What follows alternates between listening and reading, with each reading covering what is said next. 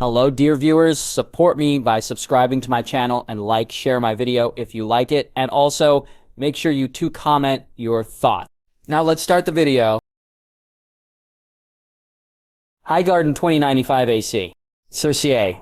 She hated this place, and had done since she had arrived. The Roses were far too sure of themselves, and far too disrespectful. They should have been on their knees, thanking her in gratitude that she had convinced her precious boy to even spend time with their less than golden rose. Instead, they, like so many others, looked down upon her, upon Joffrey, and she once again cursed her father for leaving her alone in this world. She knew had he been alive that the sheer fear and respect he commanded would, as was rightly so, have been afforded to her also. But ever since he had gone and gotten himself killed by a damn ironborn pirate, she had been left to watch as her position was gradually undermined. That most of that undermining came from her own family, only making it that much harder to take. The little bastard daring to speak such a way to a prince, her uncle calling them out publicly and shaming them so, and her aunt daring to come to her rooms to threaten her. She was the queen of the Seven Kingdoms, and yet she'd been powerless to do or say anything about it. She had needed to sit there and listen while a woman married to a damn Frey had looked and spoken down to her. Well, no more, as she dressed, as she readied herself to break her fast, and hoped her husband to be too hungover to join her. She resolved to show them she was a lioness too. Starting with her fat aunt, she finished her wine, looked at herself in the looking-glass and smiled. Younger and more beautiful, as if there could be such a thing, she thought. Mother, she heard Myrcella say happily when she walked into the room. She smiled at her sweet girl and looked over to see her baby boy eating happily. Good morning, Myrcella, Tommen. Is your brother not joining us? She said, and didn't notice the small frown on her daughter's face. He's with father, they were shouting. Tommen said while Myrcella shook her head at him. Myrcella? She asked, worried about what her fat oaf of a husband may be doing or saying to her precious boy. Her daughter, though, didn't get to answer, as both Joffrey and Robert chose that moment to walk into the room. She could see her boy was furious, and she swore she could see a red mark on his face. But she shook her head. Even the beast that she was married to would never dare strike her son. As they sat down, she looked to Robert and to Joffrey. Neither was speaking, and her curiosity forced her to ask what had happened. However, it was to Myrcella that Robert spoke to before she could even open her mouth. I heard from Sever Witcher that you spent some time with the White Wolf, Robert said, smiling. What? Her child had been near that beast. Where were her Kingsguard? What was Horpit doing? We did, father. Sir Ghost is so fluffy, he's even softer than Sir Pounce. Tommen said, and Joffrey snorted, only for Robert to glare at him. Is that so? Well, at least one of my children knows how to behave around a wolf. What about you, Myrcella? Did the wolf scare you or threaten you? Robert said, looking to Joffrey again. No, father. Ghost was most fun. He even licked our hands. Myrcella said, giggling. And Lady Joy and Sir Jon were most friendly. They bought us peanuts. Peanuts, Tommen said, and Myrcella giggled again. Sir Jon? Robert asked, looking confused. Jon Snow, father, Myrcella said, and her husband laughed. Bastards. Bastards and beasts. Her children were being allowed to be close to bastards and beasts. No, this could not stand. I don't wish you near those beasts anymore, either of you. They are far too dangerous and need to be put down. Look what they did to your brother, she said angrily, as both her children looked down to their plates. You've just heard from their own lips just how friendly the wolf was. If that doesn't show what our fool of a son did even more clearly, then nothing will. It's not the damn wolves that need to be leashed. Robert said and glared at Joffrey yet again. Robert, this is no place for this conversation, she said, feeling her anger rise. Yet you felt the need to have it here anyway, so, let's have it then. Myrcella, would you like to spend more time with the wolf? Would it frighten you to do so? I would, father. I wasn't scared, her daughter said, and while she felt some pride in the lack of fear, it took her a moment to realize her daughter was actually speaking against her. She's far too young to know of what she speaks, Robert. Is she? She's probably the cleverest person sitting at this table, he said, and she saw Myrcella's smile. Myrcella, why don't you take Tommen and see if Sir Richard will take you to see the rest of the wolves? Robert said, and he glared at her, then daring her to speak. Really, father, thank you. Myrcella said happily as she jumped from her seat and kissed his cheek, making him smile more broadly than she'd seen him in many a year. She waited until both Myrcella and Tommen had left, and looked to Joffrey, who was still glaring at his father. She took a swallow of the juice to wet her lips. Sorry now, she'd not brought wine with her, and then she decided to let her husband know the extent of her displeasure. You can't allow them to spend their time with those beasts. It's bad enough my children have been spending time with bastards. I'll not have them risk so, she said angrily. Risk so, risk so. What risk is there? The only risk those wolves have caused is to our fool of a son and our reputation. A reputation I'm struggling to rehabilitate because of the actions of a spoilt, petulant boy. That wolf attacked our son, she said, rising to her feet. And thank the gods he did so, pulling a knife on a girl. The boy's not even man enough to use his fists. Well, we'll soon see that put right. Robert said, confusing her.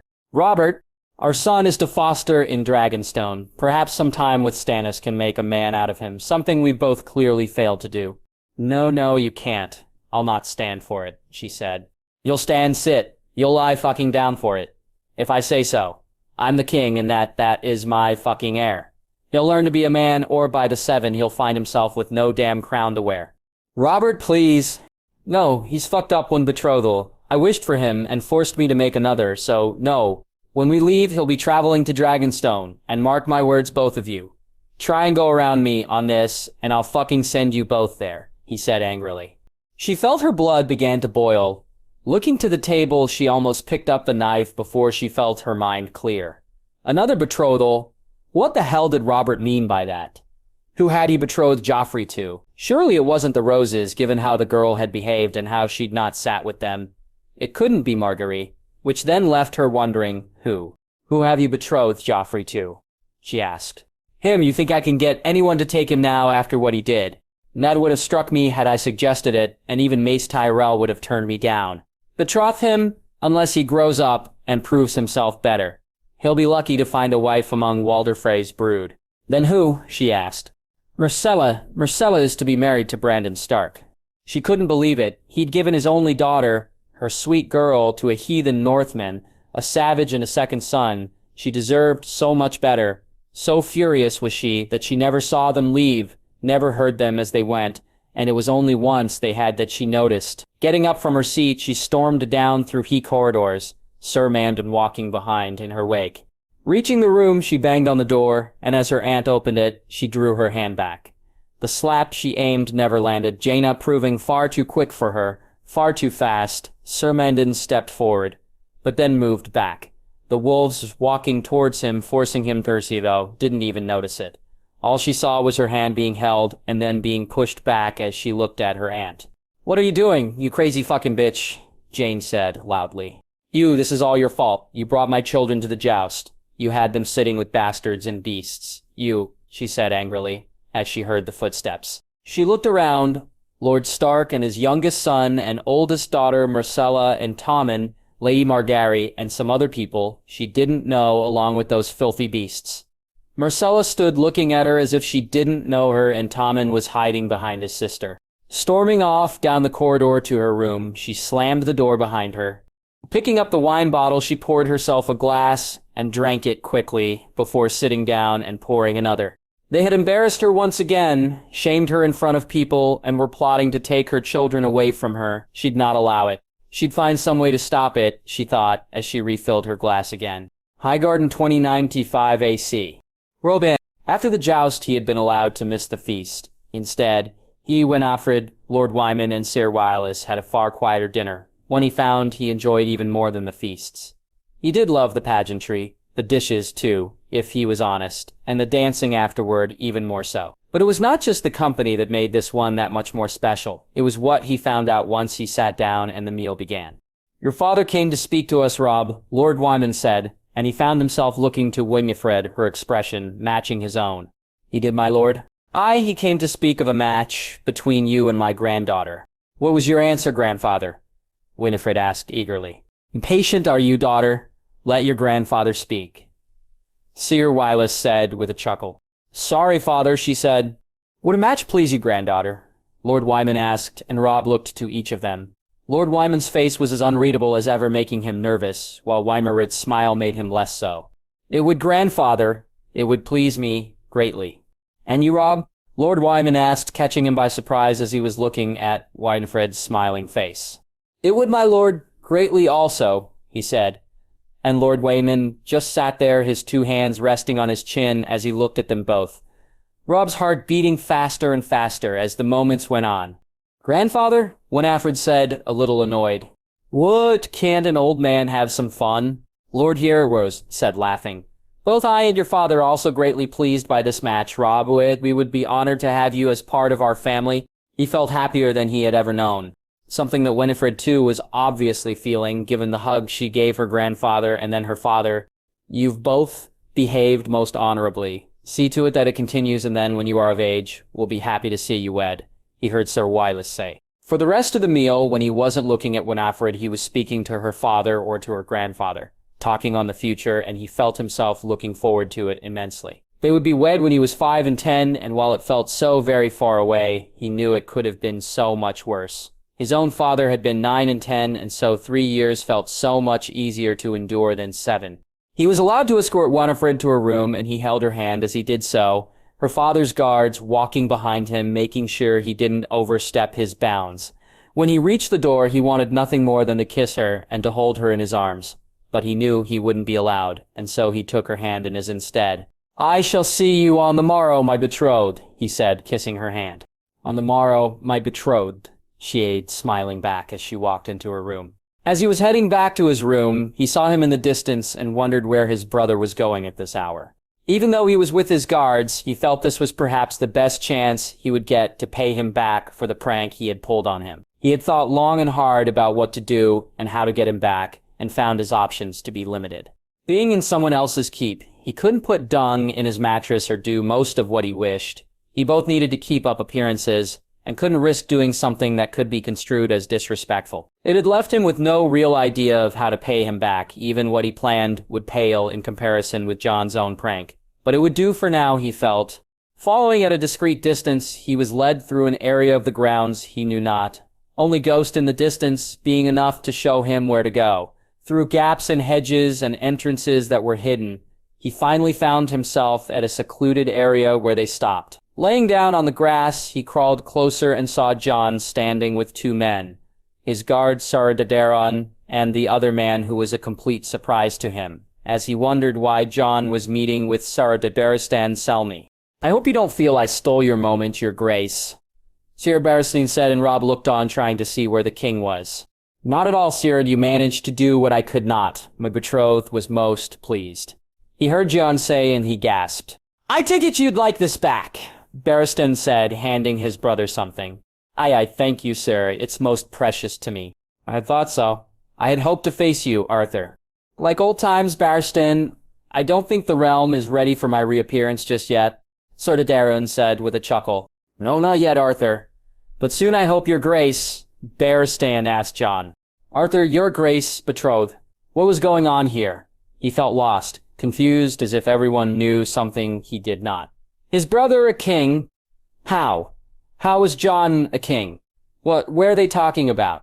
"I hope so too. We can't hide the dragons for much longer. Rosiax is almost ready to fly with me, and given her size, I wonder where we will be able to keep her. As soon she'll not fit the cave," Jon said. Dragons? What did he mean by dragons? This made no sense, he thought, as he crawled even closer. "She's really that big?" Barristan asked. "Aye, Barristan, you should see her. I'd not have believed it if I hadn't seen it for myself," Sir Daenerys said. "Rosier knew, didn't he?" Barristan said. "My father knew, as did my mother, Sir Barristan," Jon said before he stopped and looked his way.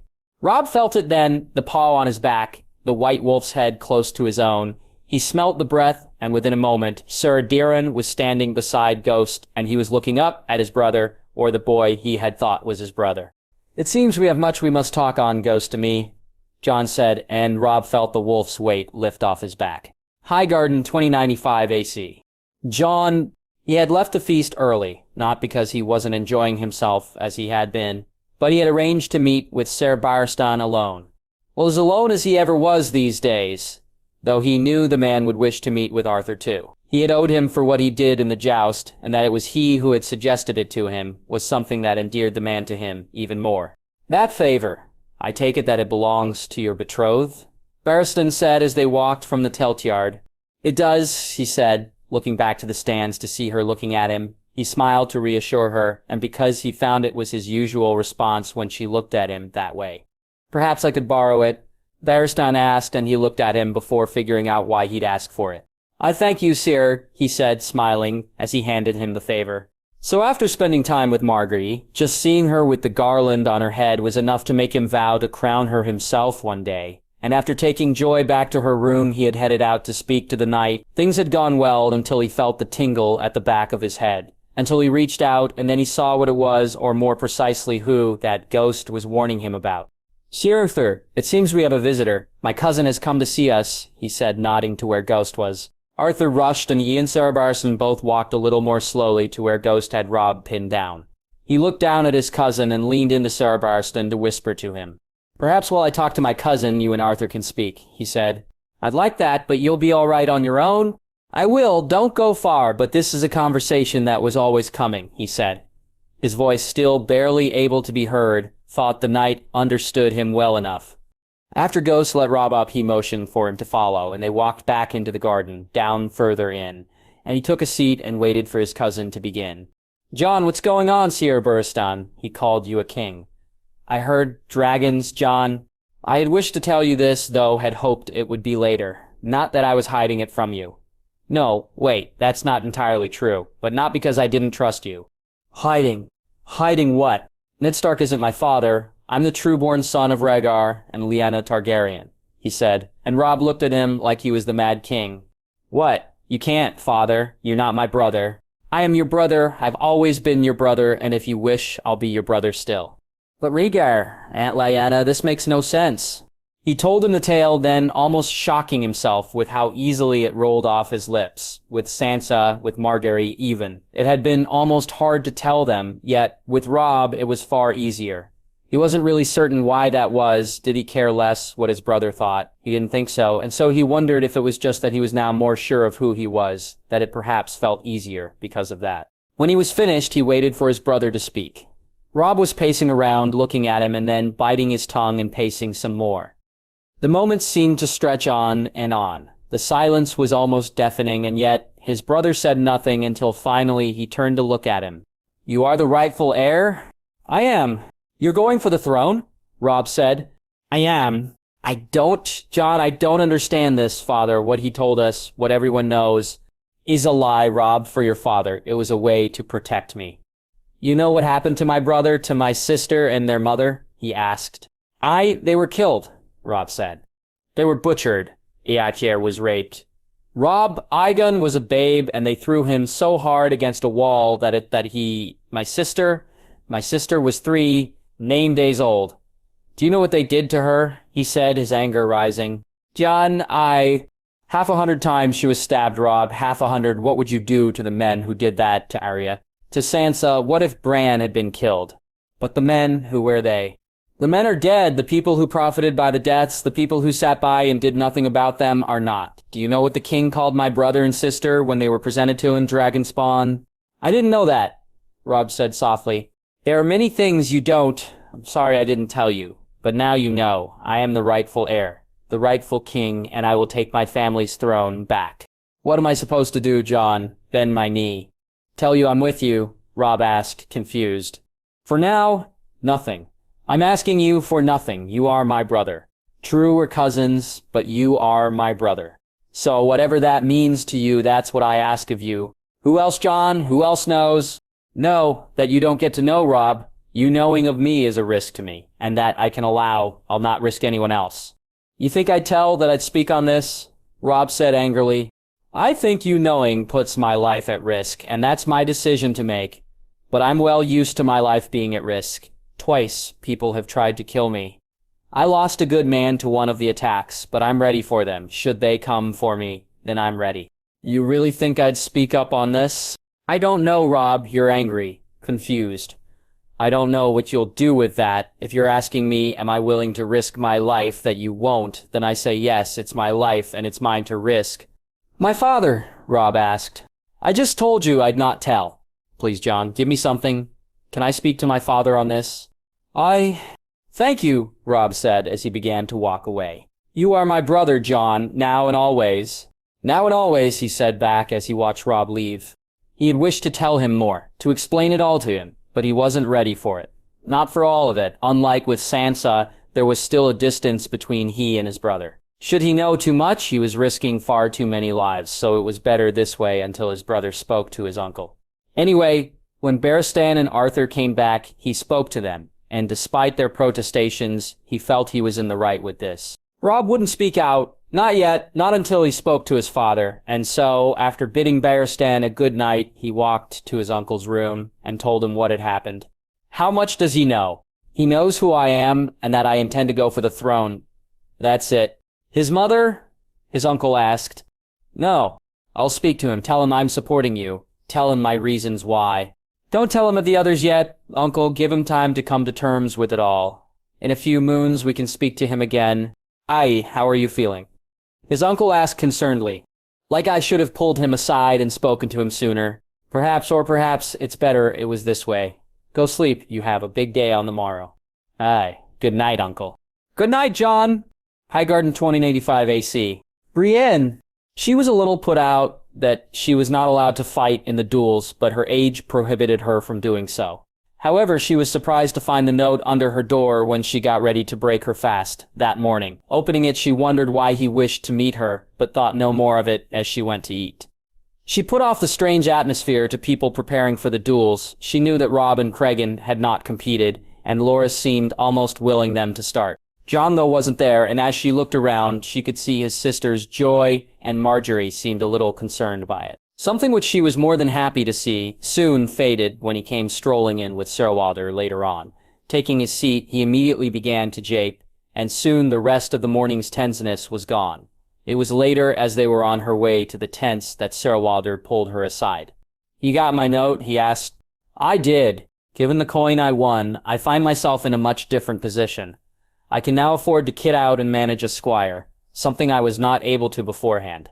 That is good, is it not? She said, not sure where he was going with this.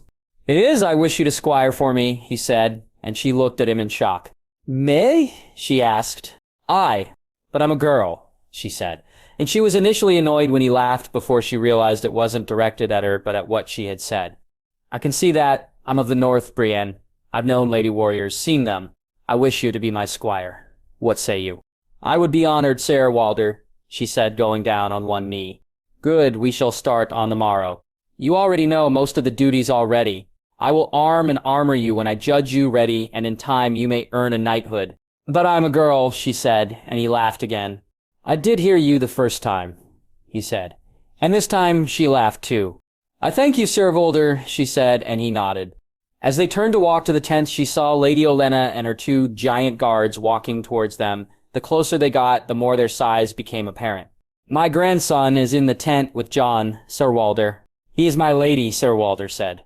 Left, right, you two wait outside, Olenna said as they reached the tent. She too waited outside, and standing with Walder and the two giant guards, she imagined to any who passed that all four of them must cut imposing figures. Left and right? Walder asked. I'm Eric. Easy, Eric, one of the twins said, and Brienne looked to the other. Walder, this is Brienne. Walder said, motioning to her. Aye, we saw you both in the melee. You did well, my lady, until you were distracted. Eric said, Thank you, though it was Sir Walder who took the day, she said, smiling. Sir Walder the Tall, Eric said, and Walder looked at him strangely. What makes you say that? Walder asked. I meant no offense here, it's just what some of the small folk have been calling you, Eric said. After Sir Duncan? Brienne asked, and Eric nodded. That could be said about any of us, Eric said, with a chuckle, and she couldn't help but laugh. My father has a shield that once belonged to Sir Duncan, though how it came to be in even fall, I do not know, Brienne said. A green shooting star above an elm tree at sunset, Eric asked. Aye, that's the one, Brienne said, and watched as the twins looked to each other. Just like the one mother has, Eric said. Before they could speak any more, though, Lady Olenna walked outside, and so, after saying their goodbyes to them, Eric and Eric, as she felt foolish thinking of them as left and right. Both of the twins nodded and left them alone. She looked to Walder, who seemed to be lost in thought, and she felt something at the back of her mind. Turning to the knight, she asked him what he thought about the shield. Strange, is it not, we both possess a shield that once belonged to Sir Duncan? Sir Duncan traveled extensively. He and Prince Aegon visited many places throughout the realm. They even visited Winterfell in the north. While it may not seem it, the world is not that large, and should you get the chance to do so, then travel is a good way to see that proved true. Do you intend to travel, Sir Walder? I already am, Brienne. My path has brought me from the north to the west, and now the south. Maybe I shall go east one day, he said, and she found herself thinking that over. It would be nice to travel, she thought. It was almost time for the duels, and when Jon, Loras, and Cregan walked from the tent, she moved with Sir Walder as they walked to check out the lists. Just like the tourney in King's Landing, this would end with a melee, though given the number of people here, it would be far larger. 3 rounds of duels, and then a melee of over 230 people. And she once again felt annoyed. She'd not be competing. As they walked to the yard, they were joined by other young squires and pages. Some were taking part, some just looking on in envy, and she found her own excitement rising. Highgarden 2095 AC. Olenna. She arranged the meeting with Littlefinger before she broke her fast, not wishing him to infringe on too much of her day. Sitting in her solar, she thought on what she was going to say to him. After what he had done with her granddaughter, she had almost gone to Jon and demanded he allow them to deal with him now, though that was her anger talking, and if Jon could hold his own in, then so could she. That he thought he could manipulate them with a made-up letter that the prince was capable of writing wasn't even something she was certain of, but even was he, there was no way he'd written this. She even doubted the signature on the end of the page was the prince's, or had he actually signed it then. He had not known what it was. He was putting his name too. Holding it in her hands, she smirked. Jon hadn't even bothered to read it, so little did he care about it. And that convinced her even more that he knew as she did, that it was Littlefinger's hands that were all over the letter. My dearest Margaery, I cannot begin to apologize enough for the events of this morning, and for the harsh words that I spoke to you later on. I was so filled with worry and with concern for your safety that I fear my actions may have seemed to be something they were not. Seeing those wolves, I found myself overwhelmed with thoughts of what they could do to you, and because of this, I acted most rashly.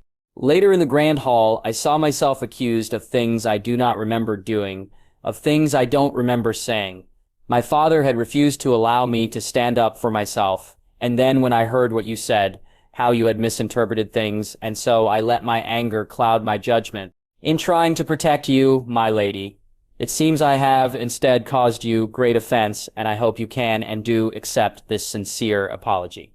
I look forward to the opportunity to explain this to you in person, though I understand if you feel you need some time before you allow my presence.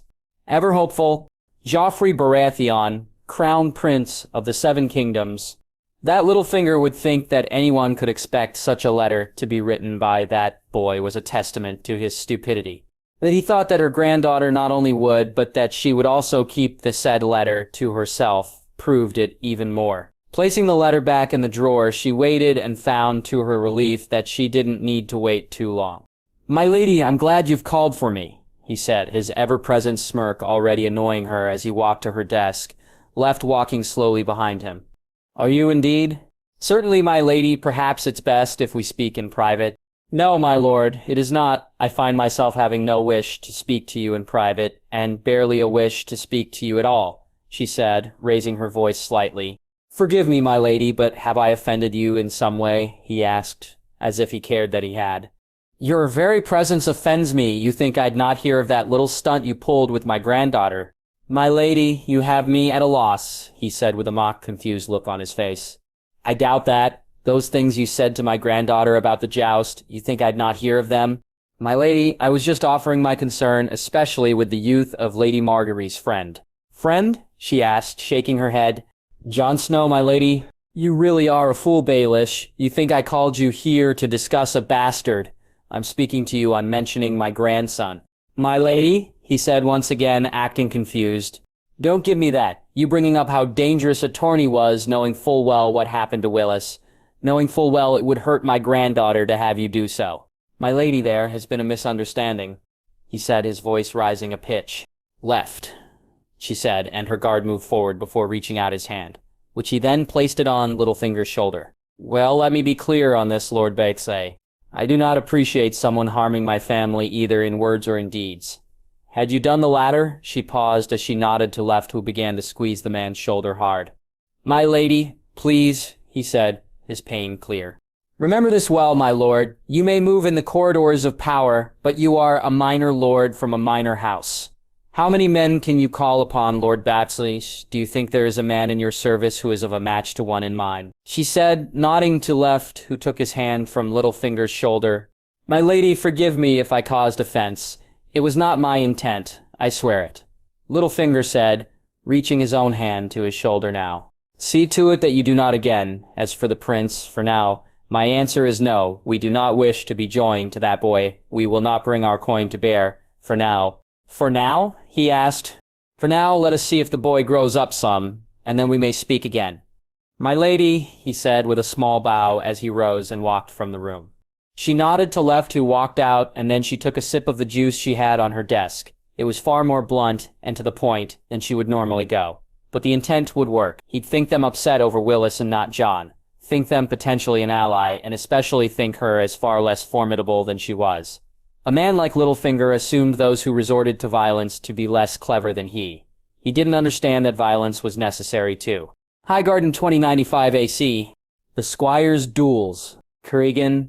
He was nervous as he stepped out. Up to now, the biggest crowd of people he'd ever been in front of was at Casterly Rock, when he and Jon, Loras, or Brienne would spar. But compared to this, that was like a quiet day. He could feel the shaking in his hands and hoped he'd not do something embarrassing like drop the tourney sword or anything like that. His opponent was a lad from the Vale, a young man squired to Sir Marwyn Belmore, called David, and as Cregan looked to him, he could see the boy was as nervous as he. They stood in the middle of the yard, awaited the signal, and as soon as it came, they began. Very quickly, he felt his nerves dissipate, swinging the sword, forcing his concentration to be on that instead of the crowd around him, just like his uncle had said it would. He won the first point after a series of strikes that Davith parried, changing up his style. He confused the boy, and when he went to parry what he thought would be an orthodox strike, Cregan hit him with an unorthodox one, catching him by surprise. His second point came with a thrust, but at the cost of a point against him as he was countered before he moved back, and his third and fourth were far more simple, as the boy seemed to tire. The day is yours, David said as the boy caught him across the side, while Cregan hit his fifth strike against the boy's shoulder. You fought well, Cregan said, and the boy smiled as the herald announced his win, and they both walked the back together. No sooner had they walked through when he saw the boy frown as a group of older lads walked over towards them. There were 4 of them, and it was obvious the boys knew Dath and he, them, given how he reacted to them. Before they could come close, though, Jon and Loras arrived, and he saw the oldest of the boys, a blonde-haired lad with blue eyes, glare at them before walking away. You did well, Cregan, Loras said, making him smile. I got lucky. On another day it could have been Daddis, he said, and the lad smiled at them and bid them goodbye. We now get to see Loras's favorite activity in the whole world, Jon said, confusing him for a second. Beating up Florence. Aye, now, if you'll both excuse, I shan't be long, Loras said with a laugh as he walked out to the yard. Cregan looked at the boy he was facing. He had Loras beat on size, and most probably strength, and to him it looked as if his friend may face some problems. Jon seemed unconcerned, as if he knew the match was a foregone concussion, and it was he who was proved right. Loras not only demolished the Florent, who Jon told him was part of Stannis's party, but he threw in some blows that seemed to be painful also. Why doesn't he like Florence? He asked, as he saw Robb arrive. They think they should be running the Reach and aren't afraid to shout it out loud to any who will listen. They also like to disparage Loras and his family at every opportunity, so he takes it out on them where he can. That lad is lucky this isn't a joust, Jon said, and he nodded. Robb, who are you facing? He asked when his cousin reached them. A Brax squire, Robb said. Watch out for your blind side, and keep your sword firm in your hand, Jon said, and Robb nodded.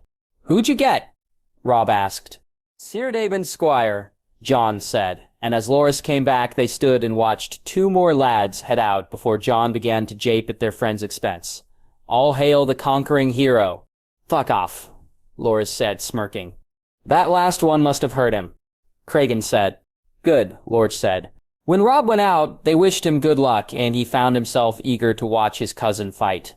They had talked briefly about each other, and Robb seemed to believe it when he told him that he had no wish for Winterfell, but he knew that it would always be there at the back of his mind. So he had resolved to show him by his actions that he was no threat to him or his family.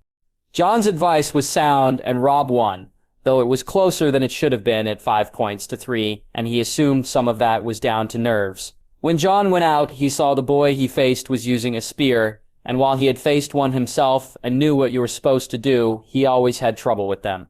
"Watch this," Laura said as he and Robb looked on. Jon stood with his thin blade and with a dagger in his hand, but the dagger was also thin, but much longer than a normal knife, and a close match to the one he carried always. As the boy thrust with his spear, Jon blocked it with the sword. He then followed through, pinning it to the ground, and spun so she was now holding the knife to the boy's throat. They heard him yield all the way back here, and he smiled when Jon walked back towards them. "He's gotten better," Robb said. "Ah, you remember that with Mira," Laura said, and Robb nodded. The three of them walked back to the tents, as Jon stayed to watch more fights, and to also see Joy's cousins fight. Once there, they grabbed some water, as they waited for the second round, and he found himself hoping all four would make it to the melee, or if not that he'd at least get to face one of them in the duels themselves. Their spars were always competitive, but he knew this was different, and he could feel his excitement rise at the thoughts of competing against them properly. Robb, he was out of sorts. He knew it, and it had almost cost him in his first fight. The revelations of the night before still weighed heavily on his mind, and his morning's conversation with his father hadn't helped. He knew now that not only was Jon going for the throne, but that his father would back him. Given his connection with the West, he assumed Lord Jaime would too.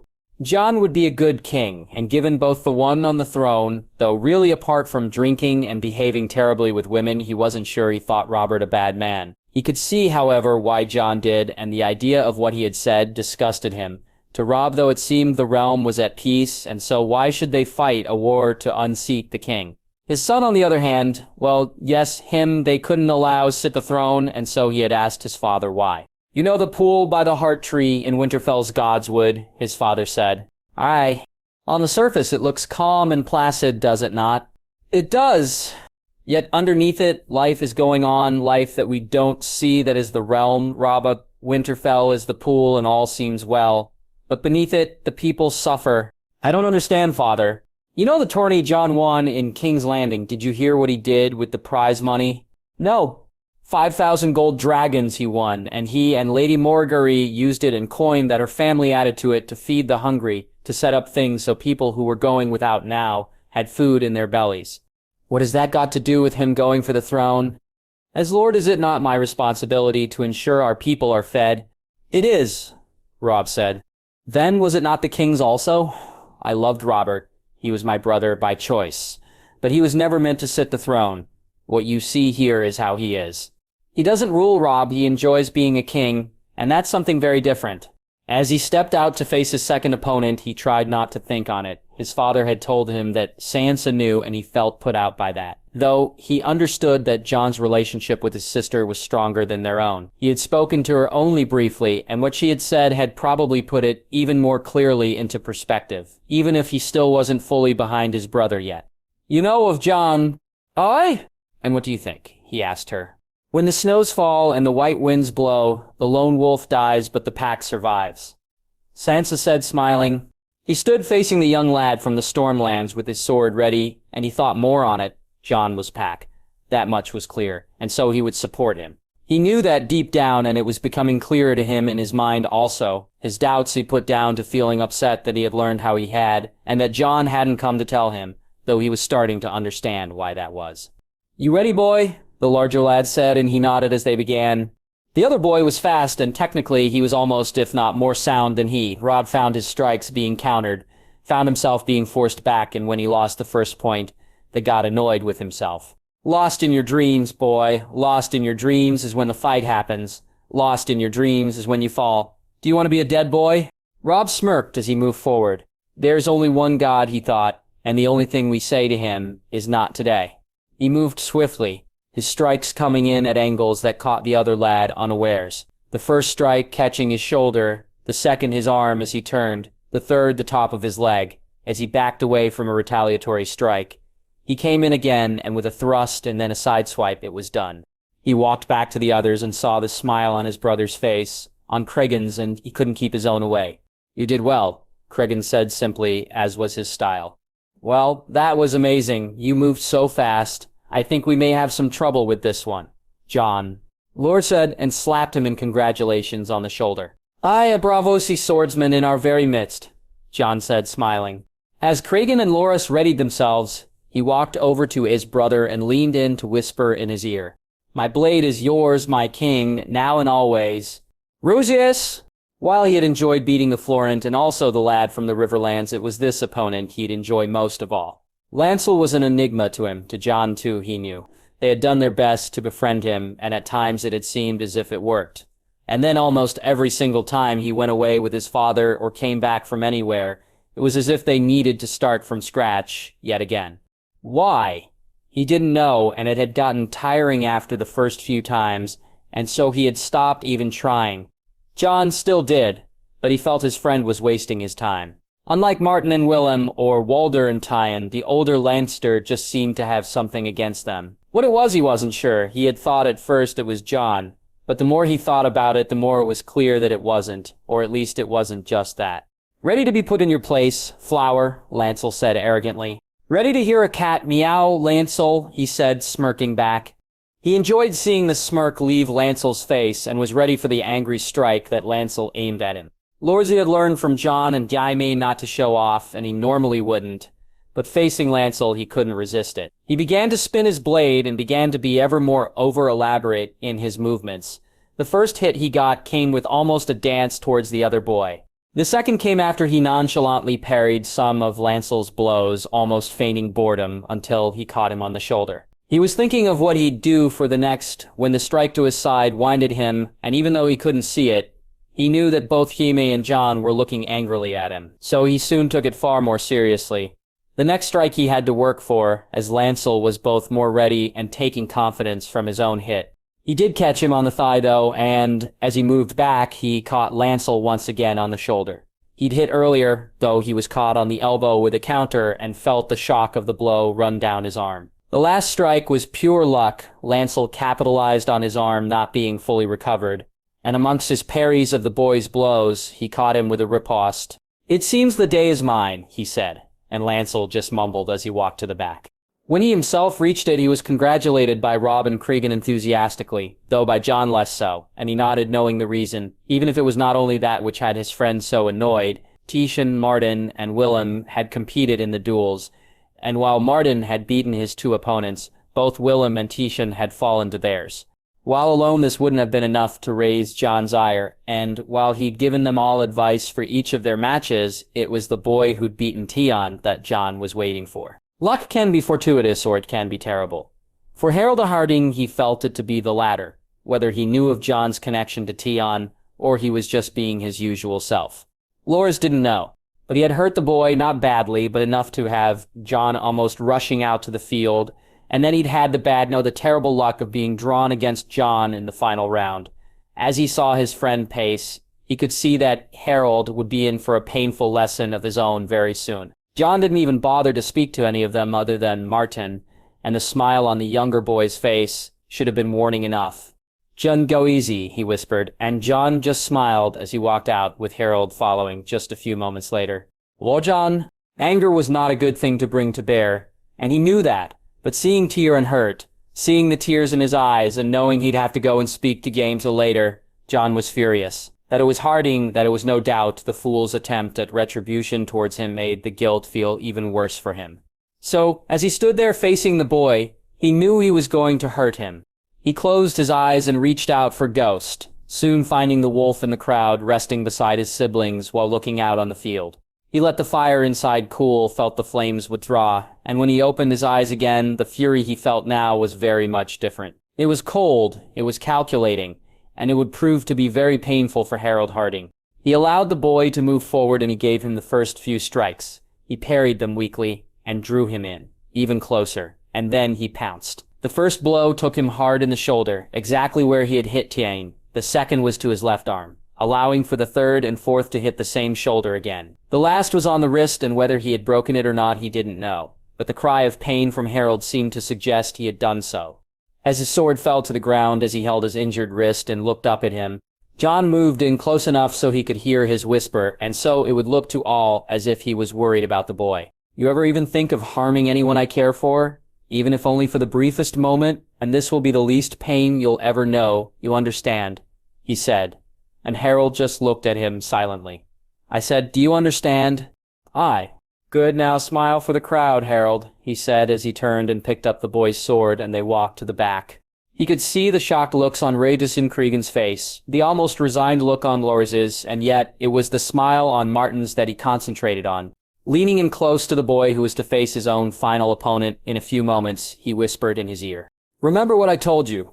Aye, don't stop moving, in and out as fast as I can. Martin said, Aye, good fortune, Martin. I thank you, Jon. The boy, in the end, didn't need it. Martin was the best swordsman amongst Joey's cousins. Willem he felt would favor the lance, and Walder was still growing awkwardly, which made his hand and eye coordination a little off at times. Teshin was good but prone to slacking. Martin, however, took to his lessons well and would be very good in the years to come. He won 5-2, and when he came back, he seemed overly excited about the melee that was coming up after lunch, Jon making him promise to stay close to him during it.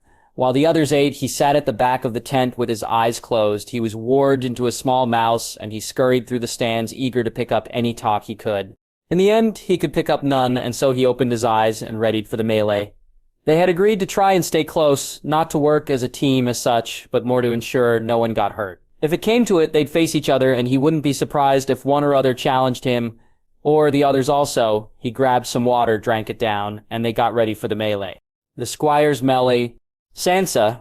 She looked out worriedly as the boys entered the arena. There were so many, and she'd seen in the other melee a few days ago just how dangerous they could be. In front of her, Lyanna and Joy chattered on excitedly. All three girls seeming to get along well, with Joy and Acro competing to see who could be Jon's biggest cheerleader. A role that Sansa knew neither of them could truly win as she looked up to see Marguerite sitting with her family. She had watched as Jon hurt the boy from the Vale, the blonde-haired lad who had hurt Taxton. Hearing Joy's laughs when he did so was a little disturbing, but then it was her cousin that he'd hurt. For Sansa, though, it had been a mixture of relief that Jon himself hadn't been hurt, and worry as she'd not seen him so angry before. As the herald stood up, though, she found herself praying that those she knew and cared about would be unharmed. Your graces, my lords and ladies. I give you the squire's melee, the herald said loudly. She looked on and soon found it hard to tell who was who. There were far too many out there, and she couldn't pick anyone out. A lad she had thought to be Robb turned out to be someone else. Leaning forward, she asked Arya and Joy where Jon was, sure that if she couldn't find him, they would. He's over there with Martin, Joy said, pointing to the edge of the field. She saw her brother then, Martin beside him, as they faced off against two boys. The swords of the others almost seeming to be moving slowly compared to the blur of Jon's. When she saw him move in and trip the boy, she, like the three girls in front of her, cheered loudly. She then saw him point his sword to the boy's neck, and when he yielded, Jon turned to watch Martin fight. Martin is good, Joy said excitedly. He's your cousin, right? Arya asked. He is. Can you see what Jon is doing? Joy said, smiling. Sansa didn't need to hear the answer, as she could see it clearly, while Jon wasn't interfering in Martin's fight. He was watching over him, and when Martin made the other boy yield, she watched as he and Jon moved out into the crowd. Unable once again to make out who was who, and embarrassed to ask Arya and Joy once again, even she could see clearly that they were far more sure of it than her. Sansa instead closed her eyes and reached out to Fang. As she did so, something strange happened. She felt the presence of something else, a thread asking her to pull on it. She couldn't resist, and so she followed it and found another door. This one was closed, but as she got closer it opened, and soon she felt herself flying. The bird was flying over the arena, and she felt that it was small and swift. Looking down on the duels, she flew a little closer and was able to pinpoint everything. She could see everyone and clearly recognize them all. She opened her eyes and smiled as she looked up to see the bird flying there. It was small and brown, and so she closed her eyes and went looking for the door, once again, finding it even easier this time. It was incredible to her. She had thought only Fang was to be hers, that she could warg into her wolf, and that would be it. Now it seemed she wasn't just a wolf, she was also a little bird too. Jon? As the field thinned, he found his eyes everywhere and nowhere. He was both beating squires and watching out for those he cared about, and he felt something was going to give. As he heard Martin yield, he almost got hit hard in the head. So concentrated was he on making sure Martin was unhurt that he'd forgotten about ensuring he was too. He moved fast then, using his sword, his dagger, and finally his legs as he swept the boy's feet from under him. Yield? Aye, the boy said, and he moved on. They were less than half the field now, and he was surprised to see that Cregan was the only one of the four who remained. Loras and Robert he had no idea about. Were they hurt? Who had beaten them? He moved towards Cregan and saw him faced with two boys from the Vale. One he knew was Maxwell Redford, while the other he knew not. By the time he got to Cregan, he too had been beaten, and it was now down to less than 10. Both boys from the Vale looked to him and then moved away, and he soon found himself faced with two other boys. They took him together, both of them moving in, and as he parried one strike, the other boy would aim his own. It took him a little time to move into position. When he did, he caught the first boy's blade, and then as it deflected, he pushed him into the other boy. Yield, he said, kneeling down, his sword at the neck of the boy who was furthest from him and his dagger at the other boy's chest. Aye, they said, one after another. He looked around to see it was down to 7 now. 2 were facing off while the other 4 seemed to be in a discussion, and he saw them look to him. He didn't wait for them to make their intentions clear. Quickly rising to his feet, he ran as fast as he ever had.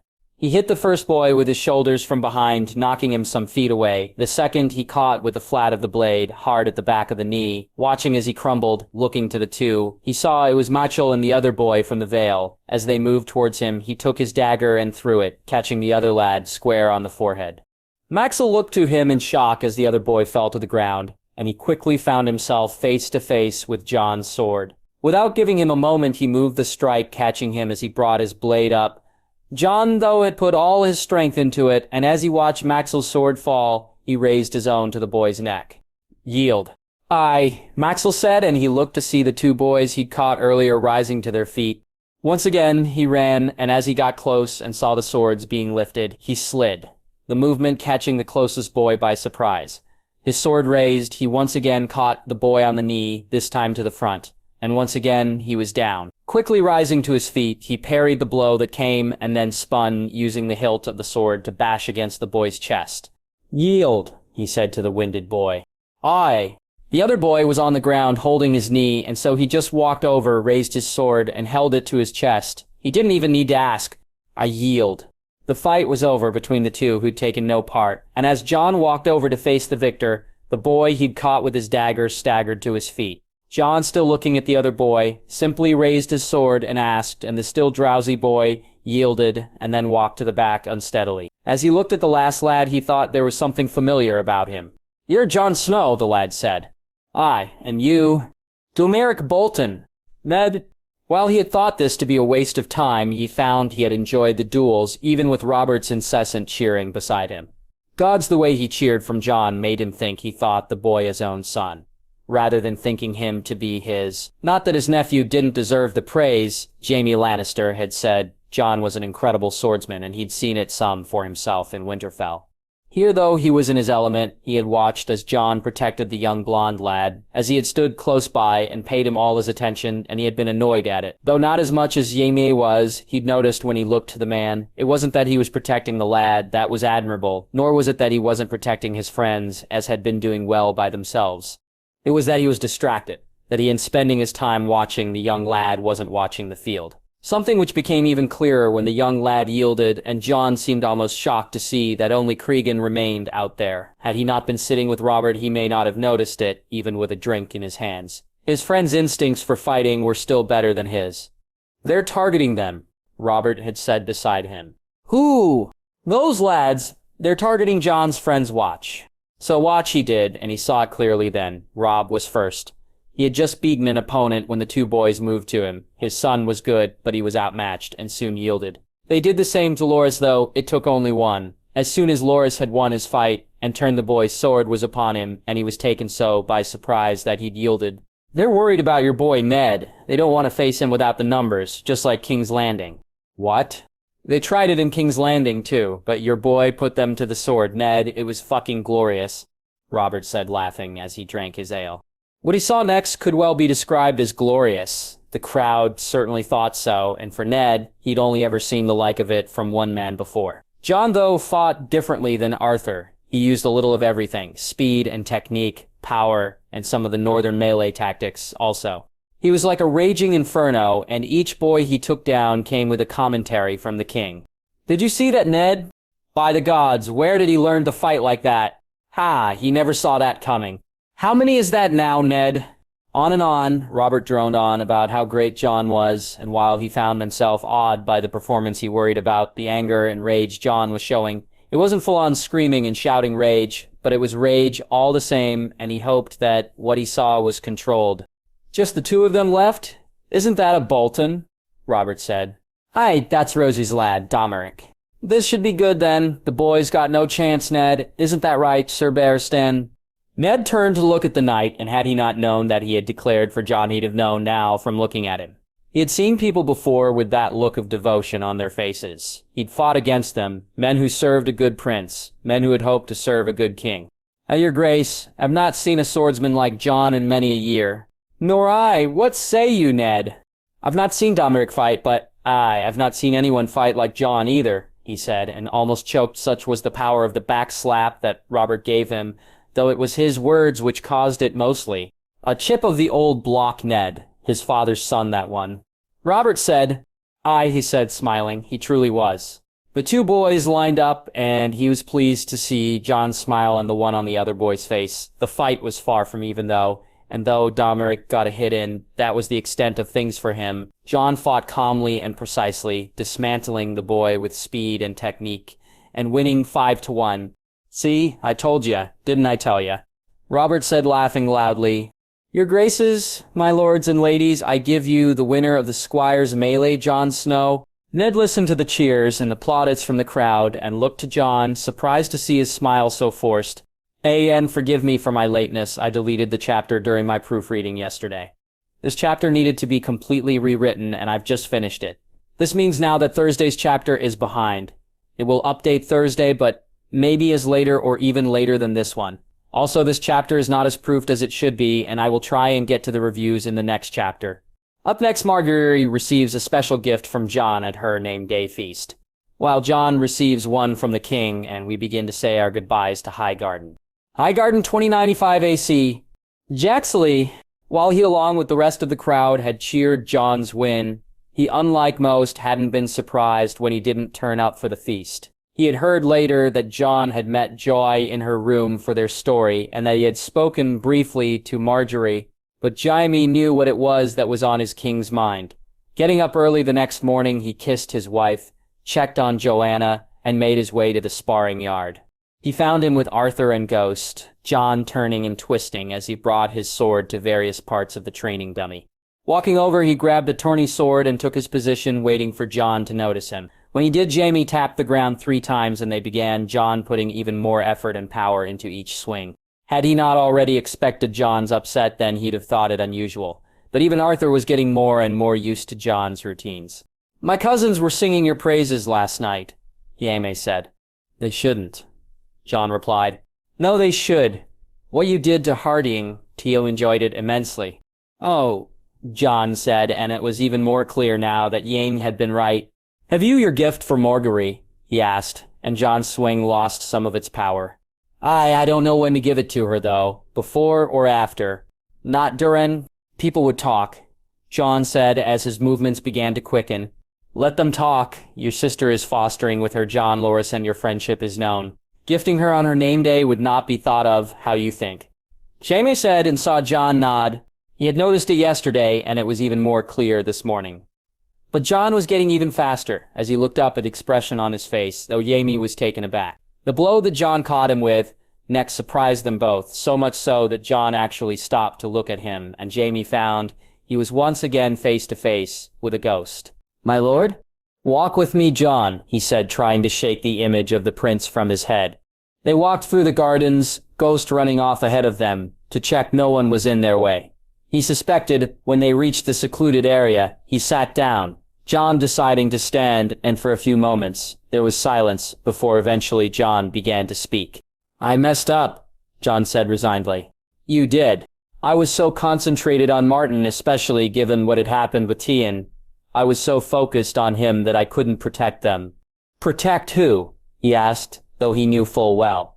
"Loras, Robb, Craig, and I left them alone. I wasn't there for them." Jon said with a sigh as he looked to the ground. You're not supposed to be, he said, and Jon's head snapped back up to look at him. I am, of course I am. They're my friends. Who are old enough to protect themselves? Arthur, who do you protect in a fight? The king, Arthur said simply. Even at the risk to everyone else? Jon asked, and Jaime was surprised as he knew that Jon wasn't that naive. Your life is the most important. Arthur said. It's not Loras Robb Cregan. If that was a real fight, I'd have lost them. Jon said. If that was a real fight, you'd be dead.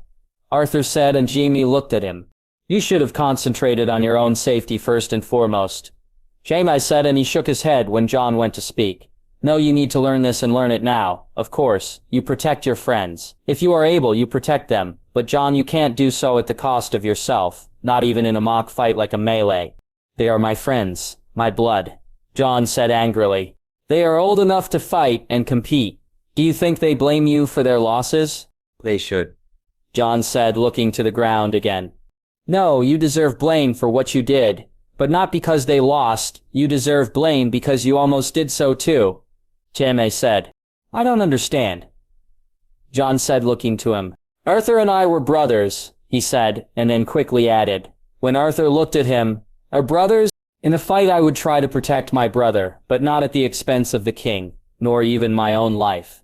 Arthur said, Was it that way at the Tower of Joy? Jon asked. I saw Geralt fall, and then saw Oswell fall. I couldn't reach them. I needed to fight the men in front of me, because there was something far more important that I needed to be alive to protect. Arthur said softly. Me? Jon said, resignedly. You, Arthur, said, a smile on his face. When I was sitting in the throne room, I had thought I'd done what was needed. I didn't think, had I then? It's not your fault, Jon said, reaching out and putting his hand on his shoulder. Just as your friend's falling is not yours. Jon, usse, and sin me, Jaime, Arthur, I can feel it. I need to do it. I don't know how to stop it, but I can't lose anyone else. I can't, Jon said, shaking his head. He grabbed him then and held him tightly. Jon not sobbing, but he could feel the need coming off him. Feel his breathing at first quickly, and then as it calmed down. No matter how many times he tried to teach him this lesson, it hadn't taken, and he wondered if he needed a different tack. For now, though, he just gave the boy the comfort he could, knowing that this as much as anything was what Jon needed. It was Jon who moved from him, and he was pleased to see the smile appear on his face, as he told him then that the boy he'd faced last was a Bolton squired in the Vale. Jaime saw a gleam in Jon's eye. What? He asked, wondering what plan he had. He gives us an in to the Vale. Jon said, just like Beric does in the Stormlands. Beric? He asked, confused. For a moment. Lord Beric is to marry Arthur's sister. His squire is Arthur's nephew. He's a good man and I've spoken to him more than once. Dondarrion? What are you planning? He asked, with a chuckle. With Beric I've simply invited him to the Rock. We could perhaps give him some trade and feel him out. I saw how he looked at Joffrey and I doubt he wishes to serve such a king. And with the Bolton? That's more difficult, but I think we could bring him on board, even if it doesn't do anything for us in the Vale. The Boltons are one of my uncle's strongest bannermen. Roose is not a pleasant man. His heir may be better. Septa Richard about them both, before you make any plans. Jon, let him take a look into them. What do you plan to do about the Blackfish? I don't know. With Bran squired to him, and now with Bran and Morcella to be wed, I think we need to bring him in, but you know his house words. Jon asked. Family, duty, honor, he replied. Aye, and family comes first, he said, and Jaime nodded. Jon about the melee, Jaime said. I understand, you're not the first person, or even the second. Jon said, looking to Arthur, who told me I was a fool, he chuckled. As your hand, it's my duty to do so, he said with a small laugh himself. Thank you, Jon said, looking to him, and Jaime knew he meant for more than the talk. Come, let's break our fast. That wolf of yours is looking at me as if I was a piece of bacon, or gods forbid a sausage, he said with a laugh. He would speak to Oberyn and get him to reinforce the point also. If they had to do it every day, he fought, then they would as he needed to know. The only thing he should take from a fight was his life, even if it cost others theirs. Highgarden 225 AC. Jojen. He'd not had much of a chance to spend time with Jon since he'd arrived here, Loras he had, and he and Mira had both met with Cregan. His sister, despite there being a tourney on and her own interest in fighting, had spent more time with Sansa and the other girls, and had met both Mary and Joy. But Jon seemed to have no time, and he felt a little upset that he'd not gotten to speak to him. Even now, as he walked with him, he was a bit annoyed, knowing that the reason he'd come to him wasn't to spend time with him or to ask how he was, but because he wished his help. As they walked through the gardens with Walder and Jorah behind him, Jojen tried to put these feelings to one side but found it hard to do so. "I know," Jon said, and Jojen turned to look at him. "What?" "That I've not spent time with you, with Mira, that I've not been the best friend," Jon said sadly. "Jon, no, I know. I wish I could say it'll be different or that I'm sorry, which I am. It's just, God's Jojen, the time. I've no time. I'm not even there yet, and I've no time." "It's all right." "No, it isn't. I've been no good to anyone while I've been here. You know, I came here hoping to spend time with Marguerite, and I've spent less time with her than I did when she came to the Rock. It's her name day. She's who we came here for, and I've spent less time with her than I did when she came to mine." "I understand. I had hoped that Liara would be here," he said, and blushed. "You've kept in touch?" Jon said as they walked further into the gardens. "Aye. I had hoped the Grayson would have brought her with them, but he didn't. Looks like we both didn't get what we wished for from this trip," Jon said, and he couldn't help but chuckle. "You should come to Greywater Watch," he said a moment later. "I'd like that. We should arrange that. Jojen, I'm sorry. Can you tell Mira from me that I'm sorry?" "Aye." The area he'd walked into was empty, but quite open, and Jojen saw Lord Stark, Sansa, Robb, Arya, and Bran sitting there along with the wolves. He was surprised to see Lady Jonelle was there also, but thought nothing of it. As they walked closer, he saw Sansa was playing with a small brown bird, and he looked to see Jon was as surprised as he. It seems someone started without us, Jon said, and Sansa opened her eyes as the bird flew away. "It seems someone never told me I could fly too," Sansa said, and Jon chuckled. "Lord Stark, Jojen will help when you head back. He and Mira and Lord Reed will join you, and he'll give you the instructions that I can't. Listen to him and do as he says. He knows more of this than any of you," Jon said, looking to Arya and Bran and then to him. "Are you going to teach us to be a wart?" Bran asked. "It's a warg, stupid," Arya said, laughing. "That's what I said, a warg," Bran said, emphasizing the last word. I'm going to try, and then Jojen will teach you how to manage it better." Jojen sat down with Arya and Bran, while Jon sat down with his uncle, brother, and sister. As he looked at the two, he thought on to what Jon said, to the doors and how he had just opened them. "Close your eyes," he said, and they both did so. "Now I want you to think of your wolves. Think of what they look like, of what they might be looking at." He looked on as both tried and failed to do so. Arya opening one eye to look to see where Nymeria was before closing it again, and then saying what she'd seen with her open eye. "You can't look at it, Arya. You need to think it, to imagine it. Can you see it yet?" "No," she said, clearly frustrated. "Breen, I can see it. Summer is rolling in the grass," Bran said, and Jojen turned to see the wolf was doing just that. "Good, now look closer. Can you see a door?" "Aye, it's open. I'm walking inside," Bran said. The boy's eyes shot open a moment later, and he looked almost scared as he looked at Jojen, backing up slightly in the grass. "Bran, are you all right?" Jonelle said, moving to him. "I saw it. I saw the grass through Summer's eyes," he said almost fearfully. "That's good, Bran. There's nothing to be scared about," Jonelle said, and Janine watched as Bran looked to the woman and then to him. "There isn't?" he asked, doubtfully. "No, it's not. It's a good thing.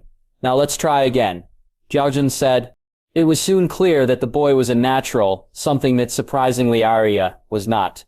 After a few moments where he couldn't get Arya to concentrate, he gave up. Rising to his feet, he walked over to Jon and whispered in his ear. Jon, it seemed, was having more luck than he. Robb had Grey Wind licking his hand while Lord Stark sat with a smile on his face. Sansa, he could only guess, was flying, and he hoped Jon spoke to her about that. You could get lost in the clouds very easily while you were warding a bird. As Jon walked over to speak to Bran and Arya, he waited until the others opened their eyes and spent the next couple of hours showing them how to better use their connection. He then explained how the more they warged, the easier it became, and told them he'd speak to them more when they traveled. Looking over to Jon and then to Arya, who was clearly in her wolf at that point, he wondered if it was Jon's own magic or whether he was just more in tune with warging than he. Whatever the reason, it was clear he'd helped Arya when he could not, but maybe that was because he understood his sister better. Maybe he knew how to get through to her more so than Jojen did. By the time they'd headed back to the keep, he was hungry and had greatly enjoyed spending the day with the Starks and his friend. He hoped Mira's day was as good also, and that Jon would soon take him up on his offer to come to the Neck. Highgarden 2095 AC.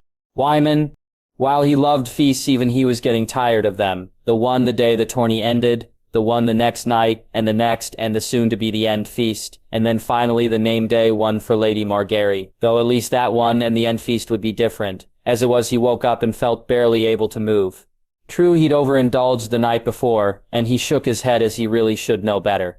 He dressed and went to break his fast, for once not eating, and as he was sitting down he saw Jon walk in and surprisingly coming to his table, rather than the Lannisters' one. After asking if he could be seated and receiving a nod from him, Jon took a seat next to Wella, though a little away from Winifred, and he couldn't help but chuckle at boys and their sense of honor.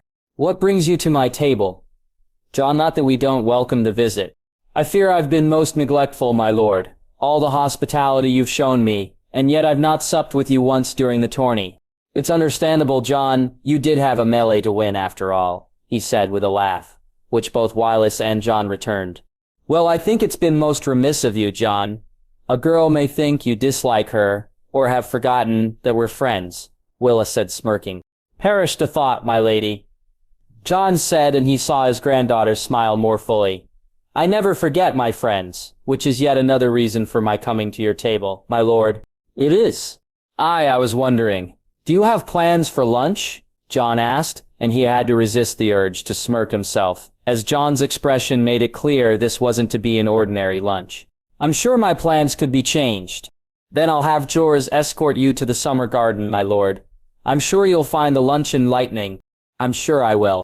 After saying his goodbyes to both Wella and Winifred, and congratulating his granddaughter on her betrothal, saying how happy he was that he'd soon be able to call the Manderleys kin, something which made Wyman's chest puff out in pride, Wyman watched as instead of going to his table, Jon sat with more of the northern lords and seemed to pay attention to one young lad in particular. "Wylis, that boy, who is he?" he asked his son, not recognizing the boy Jon was speaking to. "That's Rose's lad. Jon beat him in the finale. Demeric.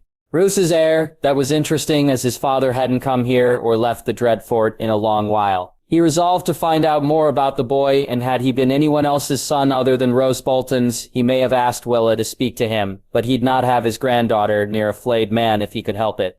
Wyman found he rest of the morning seemed to crawl along. He met with Kevin and spoke of the deal they were doing with the Velaryons. Kevin wondering why they were giving them such a large cut before they then spoke on Raymond. Daenerys. The king had wished them both brought into the usse trade, and had promised that whatever shortfall they found wouldn't come from his end or Kevin's for long. "You know why he wishes this, Kevin?" I know. It just seems like we're giving them coin, even the ships Orion has brought to us. Don't compare to our own. Which is why we have them doing runs down the Essos coast. We're not losing much on this, and you know, Jon, if he says we'll earn it back, then I believe him. "I do too. It's just gods, have you seen the hat?" Kevin asked, and Wyman laughed loudly. "And here I had thought to buy you one similar," he said, and Kevin laughed this time. "We should both get one, even if only for the next time we meet with him." "Aye, we should, Wyman. You should come visit, Land Sport Wyman. I'm sure Dorna would love to have you to our home." We'll arrange it soon. You have my word on it, Kevin," Wyman said as they were interrupted by Jorahs. "I need to go. We'll speak later, Kevin." "Aye," Kevin said with a nod. He followed after Jon's guard, walking down the corridor and then out to a garden, finding Jon sitting at a table with Lady Olenna and her grandson, all three of them speaking softly. It was Jon himself who noticed him first and rose to his feet, Wyman bidding the older woman and the young man to remain seated as he took his own. "Lord Wyman, may I introduce you to Lady Olenna and Lord Wellis Tyrell." "My lady, Lord Wellis." "Lord Manderley," the young man said as the Queen of Thorns just looked at him. "You can of course speak freely here, my lord. You're among friends," Jon said, trying to put him at ease. Not that he needed to. "Of course, Jon. I'm puzzled, though, as to the nature of this meeting," he asked. I believe you and Lady Olenna can both help each other out. My lord, the Reach's goods, I have no doubt, would be much appreciated in Essos, and given the way the ice cabins work, they are now much more easily transported.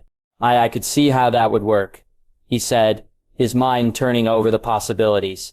I'm sure that both of you and Lord Wellis can come to an arrangement that is mutually beneficial, my lord. I hope you'll forgive me if I don't stay. Jon said, standing up, and he bid them all to keep their seats as he walked away. Wyman found that the lady wished them to have their lunch before they discussed business, though it was soon clear from her questions that she was also taking the measure of him. The small barbs at his weight soon stopped, and whatever test she had put him through, he had clearly passed. Jon thinks very highly of you, Lord Wyman, Olenna said, looking at him. As do I him, my lady. I believe congratulations are in order, my lord. Jon told us of his brother and your granddaughter, Lord Willis said. A happy match, my lord, much like Jon's own, he said, and saw Olenna smirk. I think the verbal jousting can be dispensed with, Wyman. Olenna said. It can, Olenna.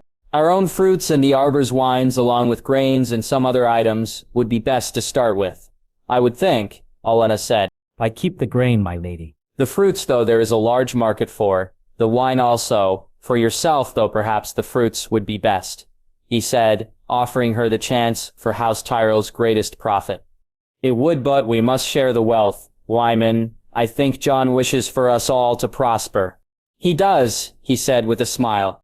By the time he was done, he'd organized a truly incredible deal. The Lannisters, too, would benefit as they would use both his and Kevin's ships, 4 in total on this route alone. Working it out in his head when he walked back to his room to prepare for the end feast that night, Wyman would more than treble the outlay they were giving Redmond and Montford. Jon once again proving true to his word, and if the demand increased, something which he had no doubt it would, the ice trade in Essos being a good example of that, then it would be far more before it was done. He found himself whistling as he dressed, growing strong, Olenna had called it, and he couldn't agree more. It had been all he had been doing since the tourney of Lannisport. Highgarden 2095 AC. Oberyn. He had spoken to his nephew after Jaime had asked him, but he had gone a different way about it, instead using Ilaria to get his point across. His paramour was far better at, while not making the boy feel guilty, putting across just how important he was to all of them. Not just he as the king, but Jon, the boy he was and the man he would be. Oberyn had only needed to sit back and watch. Are you to be so careless with your life in a true fight, nephew? Ilaria said. Has our family not lost enough? You are all that remains. You are Elia and Aegon and Rhaenys. You are Rhaegar and Lyanna. Jon, if you fall, then it was all for nothing. Ilaria said. They are my friends. Is it not right I try to protect them? What of how we'd feel if you fall, Jon? What of Margaery? Ilaria said, and even Oberyn looked to her, but just saw her shaking her head, and so he said nothing. Forget that there are those who wish to see you crowned, nephew. There are those of us who wish to see you grow old and have a family of your own. I'm sorry, Aunt. Good. Now next time you will think more clearly. Don't upset me, nephew. I may seem nice, but I'm really not. Ilaria said before hugging Jon and smiling at him over the boy's head. You are nice, fierce, but nice. Jon whispered, and Oberyn saw Ilaria kiss the boy's cheek. He had to hand it to her. The boy who had left their room was certainly more aware of how his being harmed affected those around him. When he had asked her about why she had gone so heavy, Ilaria just laughed. Unlike Obara, Jon would actually listen to her, she had said. Seeing him now at the end feast, he could see that the boy had clearly done that. Around the room the feast felt different, more like there was a reason for it compared to some of the ones they'd attended while here. Giving that the prizes and each of the champions would be honored, and that it was almost time to depart Highgarden. He himself had looked more forward to it. Nimon and Tyenn were flirting with some knights of the Stormlands, and Lord Renly was sitting with the Tyrells, making conversation with a clearly bored Margaery. While Obara sat with them beside the Lords of the North, both Ilaria and he finding the Northerners far more pleasant company than some of the others. The Lannisters had treated his paramour as she deserved to be treated. Lady Olenna, too, had treated her well. Mace, though, be it because of him or his own bigotry, had not. Your graces, my lord and ladies, it's time for the prize giving, a herald said before calling up Prince Jalagar to collect his prize for winning the archery. I thank you, Lord Tyrell. Your graces. Jalabar said the note for 5,000 gold dragons in his hand. He watched then as Jon walked up to collect his prize for the horse race. Wella standing up to present it. Congratulations to you, Jon. Perhaps a stallion to go with your mare. Willis asked and handed Jon the note for the 1,000 gold dragons, that he was sure his nephew would find some way to gift away. The small dagger he now carried just one example of Jon's generosity. I thank you, my lord. I believe a stallion to be most welcome, Jon said as he walked back to his seat. It was Walder's turn next, with 10,000 gold dragons, his prize, though it was the respect of the warriors in the room. The man had truly earned, and it was Sarah Garland who presented this prize. Well done, Sarah Walder. I think I speak for all in this room when I say it was an incredible performance, Sarah Garland said, handing him the note. I thank you, Sarah Garland, Walder said humbly. Sarah Walder, your king wishes to speak to you, Robert said, and Oberyn almost laughed loudly at the ridiculousness of the statement. The fat stag no more Walder's king than he was his. Your Grace, Walder said, looking to Robert. A fine performance, sorry. Were you guarding any other man than Ned's lad? I'd ask you to join the King's Guard, Robert said to excited whispers of those thinking they'd see a new one cloaked.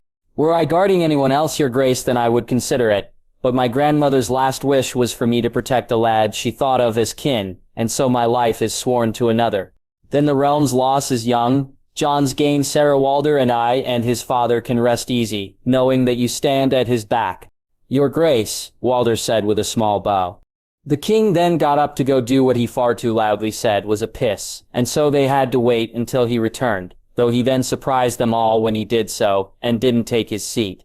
When Jon walked up to collect his second prize, even Oberyn could feel the tension in the room, the way the king was looking at him, forcing both his and Arthur's hands to their hips. I asked Lord Tyrell to allow me to present this prize myself, so forgive me for not taking my seat, the king said to a quietened room. A few years ago I saw a boy fight in a squire's duel and had no more than 6 named days show his mettle. Lord Jaime told me then that these boys were the future. These were the future knights of the realm. He looked on as Ser Barristan walked to the king, and as he pulled out his sword and handed it to Robert. Jon Snow, your king asks you to take a knee. He watched then as Jon looked to Barristan, who nodded and then did as the king bid. Rise, Sir Jon, rise now, as a knight of the realm, the king said and tapped him on both shoulders. He, Jon, Arthur, and May, all of them looked on in disbelief. He saw Jon's sisters smiling broadly, and saw Marguerite subtly wipe her eyes, but it was Jon's expression which he'd remember later. While he smiled, Oberyn could see it was forced, his teeth pressing down hard on themselves. He was sure it was only the sound of the clapping that covered the grinding of the boy's teeth, or the stiffness of his words, when he spoke. I thank you, Your Grace, for this honor, Jon said, and Oberyn was relieved to see the broad smile on Robert's face, and the fact he looked to Ned Stark more than Jon after it. It is we who are honored, Sir Jon, Robert then said. Robert handed Barristan back his sword and slapped Jon hard on the back before walking back to the table. The rest of the night passed quickly. Jon seemed almost lost in his head, so much so that Ilaria got worried about him. They were speaking on it in his room after the feast had ended, when the knock came to the door. Prince Oberyn, if you'd follow me, Jorah said softly. He followed him outside, walking through the corridors and out into the garden, surprised to see Ghost sitting there waiting for them. All 3 of them then walking to the secluded area at the back, and when he got there he saw Jon, Arthur, Jaime, and Ser Barristan, and it was clear Jon was angry. Good, you made it, Jaime said, and he nodded to him before looking to Jon. Teal, Jaime said to Jon, and Oberyn looked as confused as his nephew did. Teal, why? Jon asked, and Jaime just put his hand on the boy's shoulder, and he then did as he was bid while Jaime took his sword out. Daenerys Targaryen, in the name of the warrior I charge you to be brave. In the name of the father I charge you to be just. In the name of the mother I charge you to defend the young and the innocent. And in the name of the maid I charge you to protect all women. Arise, Serieres, a true knight of the realm, the Jaime said as he placed his sword back in his hilt. Thank you, Jon said, and Oberyn could see the tears in his nephew's eyes. Highgarden 2095 AC. Renly. His squire took his nipple in his mouth, the boy's lips and tongue sending a surge straight to his groin, and he felt himself stiffen, But the day was upon them, and the keep was far too busy. Noises in the night were one thing, as they would be drowned out by the other noises. Noises in the quietness of the early morn, however, would not. So reluctantly he moved the boy from his chest and kissed his lips before rising. As he dressed, he looked back at the bed and saw the boy's purdarse uncovered, the sheet having fallen off him, and he sighed, wishing it was still night or that he was back in Storm's End. As he finished dressing, he told the boy to get up and get ready for the day, and as he did so, Renly found himself thinking that there was nothing so beautiful or so tempting in this world as a boy on the cusp of manhood. His squire was one of Lady Myrddin's grandsons, the youngest and prettiest of them all, a lad of 3 and 10 name days. Michael had come into his service less than a year ago, and into his bed not long after. He only wished it had been sooner, and then he'd not be in the predicament that he now was. Once they were both ready, they walked to break their fasts, and he knew that the mockingbird would come to call, not long after. "My lord, you seem troubled," Michael said, and Renly just shook his head.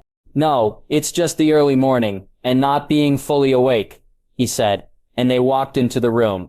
Taking his seat, he looked to see Margaery sitting with the Starks, Lannisters, her brother, and the new knight. His eyes going from Loras to Jon Snow, both were handsome boys, he felt, and while at first it was Loras who had grabbed his attention, it soon became the Stark bastard who did so. No boy should look that pretty, he thought, and sighed before he then smelt the mint behind him.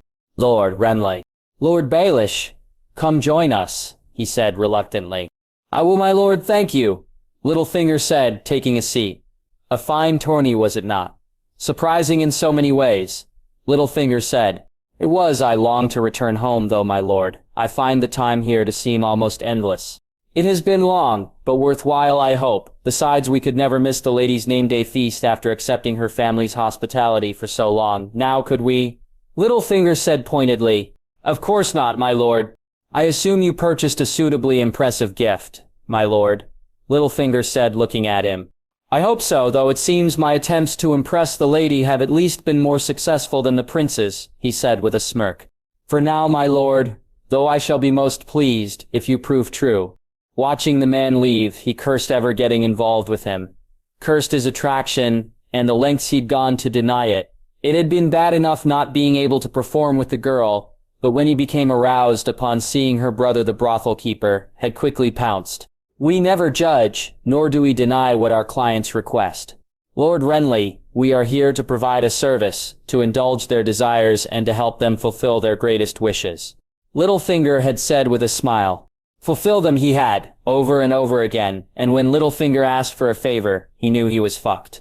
Were he being blackmailed over a woman, then he could go to Robert. His brother would have taken the man's head. He had even considered sending men after him himself, but in the end, had relented. "Get close to the Rose. They wish to be tied to the royal family, and you're a member. Are you not? Get close to her. Offer the betrothal, and all of this goes away. Do this right, my lord, and you remain in my favor, and there are delights I can offer you've not even thought of." "And if I do it wrong?" he asked worriedly. "Lord Renly, we really don't need to think about that now, do we?" As he watched Littlefinger walk away, he saw Margaery laugh at something.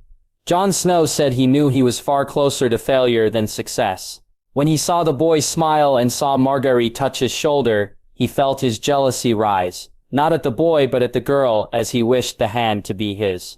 "I dislike that man," Michael said, when Littlefinger had left the room. "Everyone dislikes that man. Come eat up. We have a long day ahead of us, and I feel myself up for a ride."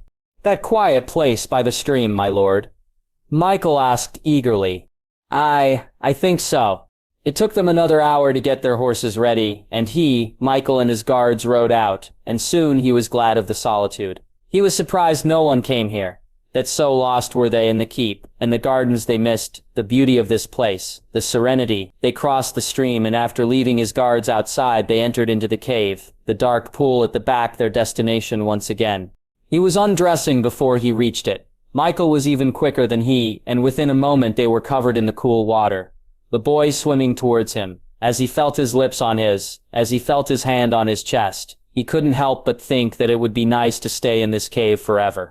Highgarden 2095 AC.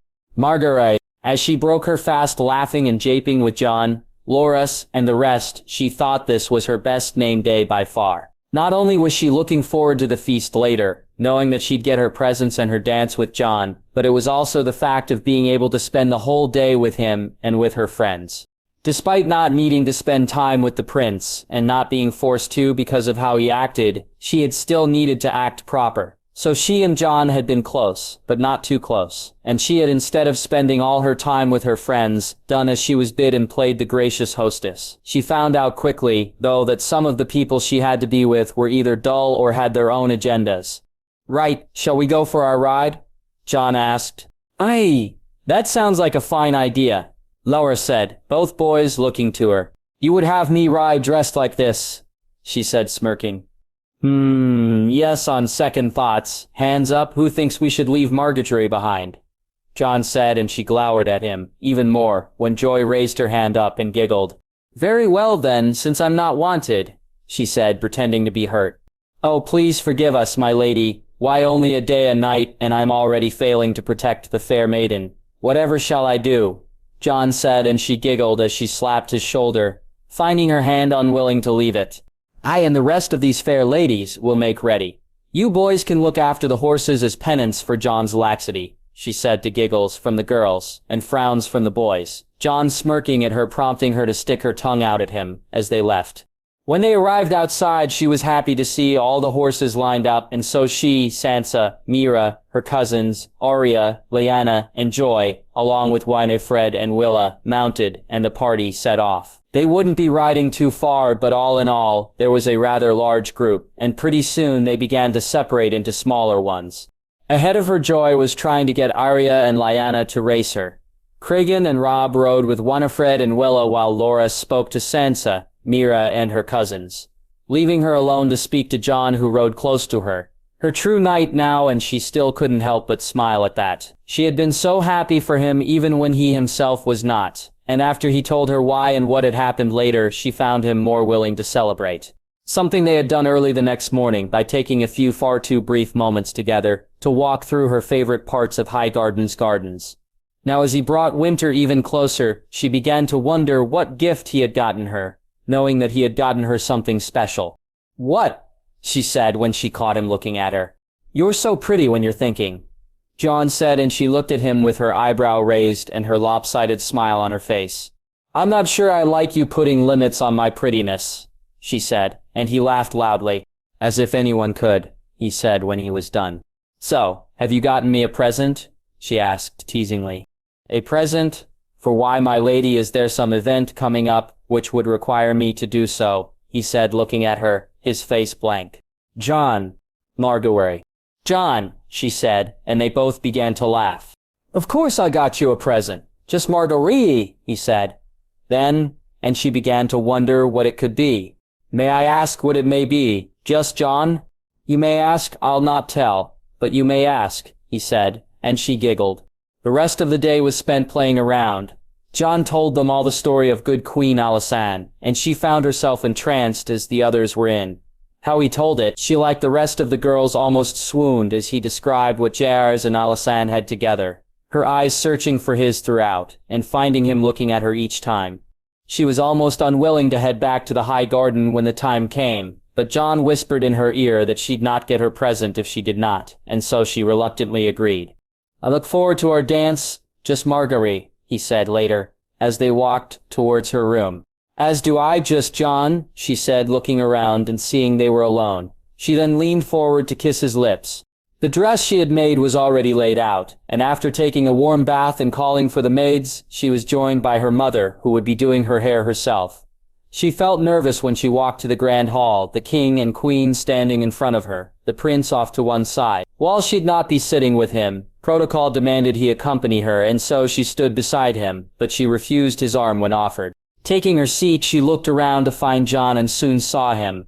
His hair was tied back, and she wished to run and grab whatever it was he used to do so. Instead, though, she found herself looking at his face, seeing him smiling at her, and so forgot about his hair for now. The courses were her favorites, and she sent the first course down to her friends, knowing she could get away with it as it was her name day. "You look incredible, my dear," her father said, leaning in close, and she turned and kissed his cheek. "Thank you, father, for this. It's wonderful," she said, and he blushed and blustered, and so she kissed his cheek once again. All too soon the time came for her presents. The king and queen gave her a small but exquisite jewelry box, which she thanked them for. Her father gave her a matching necklace and earrings set, and her grandmother gave her a beautifully drawn book. Willis gave her a set of prize hawks, and Garland and Leonette an absolutely incredible tapestry. As the gifts piled up, she found herself looking forward to her friend's presents, and it was Sansa who came up first. Lady Marguerite, I hope you like it, and accept this gift from someone most happy to call you a friend. I thank you, Lady Sansa, she said, as she opened the package. The lace inside was so delicate it could barely be seen. Her friend had made her shawl covered with both golden and blue roses, the winter rose of the north, and as she looked at it, she began to see a pattern. She thanked her once again and brought the shawl to her lap, so it was out of sight, and when she fixed it into how it would be worn, she smiled beamingly. How she had done it she didn't know, but the roses formed a garland, a crown of winter ones, with the golden ones leading up to it. Loras gave her a comb and brush. Both were silver yet engraved, with the golden rose, and as she lifted them she felt how incredibly light they were. As he walked back to his seat, it was then that she saw him, and she felt her heart almost stop in anticipation as she looked at the box in his hand. Lady Margaery, in honor of you named day, I hope you like it, Jon said, and she knew his simplicity of words was due to those around them. I thank you, Sir Jon, she said, and smiled as she opened it. The pin was ivory and had a green and blue gemstone set in the middle of it. It was incredibly pretty, and yet she felt a little disappointed. She smiled and looked to Jon to see he was watching her intently. Knowing there was something she was missing, she took the pin and placed it on her dress, and saw him smile back at her as he walked to his table. She was glad by the time the dancing started, though annoyed it took so long to finally get to dance with Jon. She had needed to endure a dance with the prince, the first of the night, and then a dance with Lord Renly, whose tiara seemed an odd choice for a gift to her mind. Though his conversation with her was more annoying than that, and when Jon strode forward after their dance, she was almost happy to see the glare he directed at the Lord. I do not like that man, Jon said as they danced. I wonder why, she said back with a giggle, forcing his attention to turn to her. Can we meet later? There's something I wish to do, he asked, and she nodded. I'll send jars when it's clear. Thank you for your gift, she said, smiling. Do you like it? I do, it's simple, he said. And though she wished not to, she found herself agreeing. I have so few things which belong to my family, even less of them, that could be gifted. That pin is one of them. It belonged to Shara Sestar, and she gifted it to the man she loved. Brynden Rivers. When I met with my uncle at the wall, he gave me that, and some other things. She almost felt herself begin to cry, and so, instead, she placed her head on his shoulder, and she closed her eyes. He had been even more thoughtful than ever, and given her something he could or would give no one else. While the music played and she danced, she found herself thinking about his gift, even more. His gift, one of love. Highgarden 2095 AC. Jon. Since the victory in the melee, he had rushed around as if he had no time whatsoever, fitting in so much over the next few days that he had barely had time to catch a breath. He had spoken to Beric and to Domeric Bolton, inviting both to Casterly Rock. He and Richard had gone over some plans, and he'd tried to meet with as many people as he could. While Robert was a king who didn't do his duty, Jon had found out to his dismay that the duty left no time for anything else. He knew he would need to organize his time better. He and Jaime would need to sit down and discuss things, and he would need to delegate even more than he had already done so. On top of that, though, he had been feeling guilty over not being with his friends when they had needed him in the melee. Something that they, Jaime, Oberyn, and even his uncle Ned had all told him he was being stupid about. He got their points. He really did, but it didn't make it feel any lesser to him. He didn't feel any less guilty until Ellior pointed out what it was that he risked. After that, he began to understand it a little better, though he then found himself blindsided by being named a knight by a man he had no respect, and quite a bit of hatred for. He had been ashamed to kneel in front of the man, and he wondered if he was now to wear his knighthood as a badge of that shame. But after Daemon knighted him later that night, he had explained it to him. Jon Snow doesn't exist. He's who you've been forced to be, and his knighthood means whatever you wish it to. Jaehaerys Targaryen is who you are. He is my king, and I knighted him because no man deserves it more than he. So he had welcomed it, and when people called him Sarah, it was to Jaime he looked. He also knew that it gave him even more of an opportunity in regards to Tommen, that he had now been knighted by his father, made it even more likely he could get the boy as his squire. Tonight, though, all of that seemed forgotten. Instead, as it always was, it was Margaery he found himself thinking on. His gift had been warmly received, but he knew it had confused her and he wished to speak to her on it. "You could at least pretend you wish to dance with me. I could also ask Arya to dance instead," he said, and Sansa glared at him. "No, you promised me more than one dance, and you're a knight now, and knights can't break promises to ladies," she said, as she stuck her tongue out at him. "You are a lady tonight, not a little bird," he said, and she looked at him. "I wasn't. Sansa, I saw you, I know it's tempting, but you can't. And more than that, you shouldn't do it all the time." "I know, Jon. It's just, how do you not?" she asked, her voice full of genuine curiosity. "I only do it when it needs to be done. I check in on Ghost every so often, and I keep the links attached, but I don't do it for fun. It's too dangerous." "Dangerous?" she asked worriedly. "Not with Ghost or Fang, we're tied to them, and they are to us, but with other animals, birds especially." "Why birds?" "We can see things down here all the time. Even though the wolves have better vision or smell and our own is heightened when we're with them, we can still understand it, but we can't fly so," he said, letting her figure it out for herself. "So when we do, we can get lost in it." "Aye, so be careful. I prefer my sister to a little bird," he said with a chuckle. "I will," Sansa said, kissing his cheek.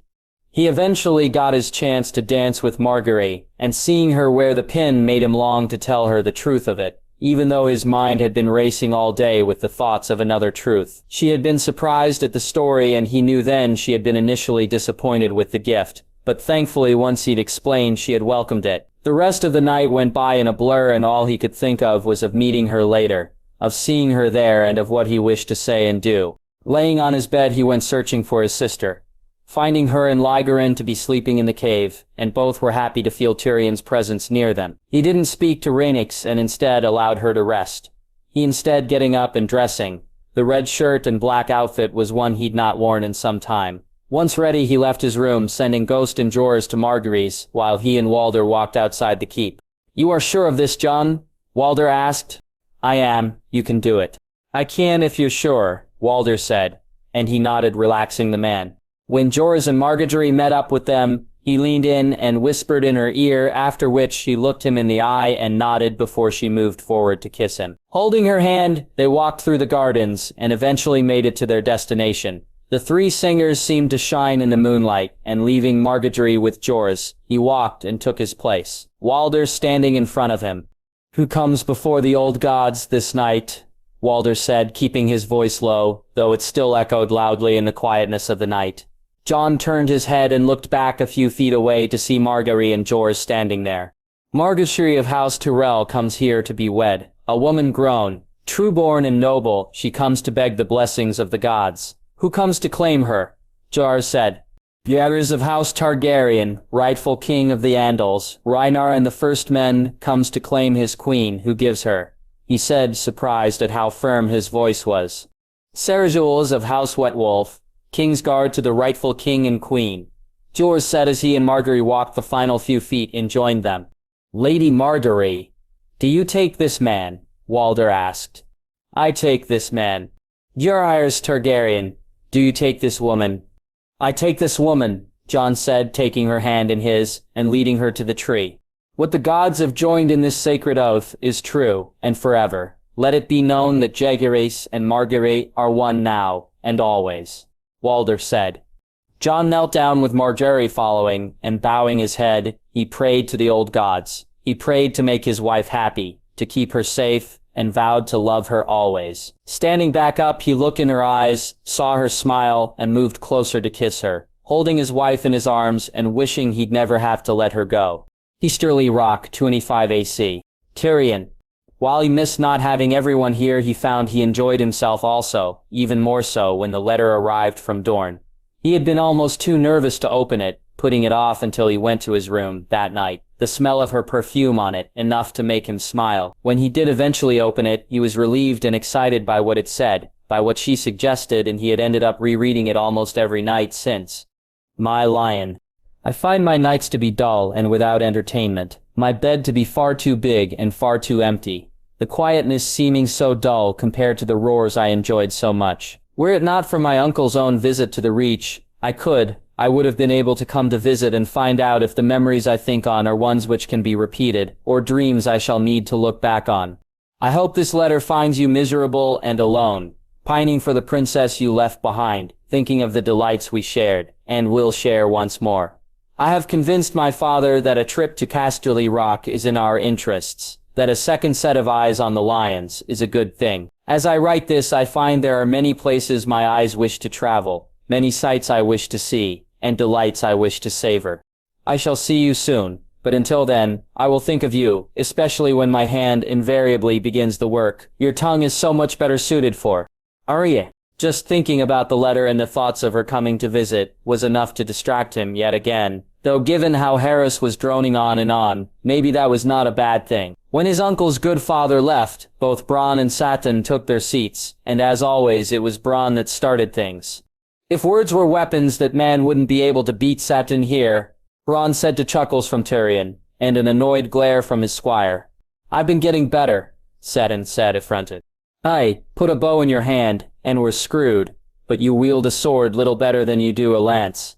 Maybe you're just a terrible teacher, Satan said, with a smirk. I'm an excellent teacher, Bronn said. Who have you taught? Tyrion asked, deciding to play along. I taught me and I'm still fucking alive, am I not? Bronn said, and he found he couldn't argue with the man.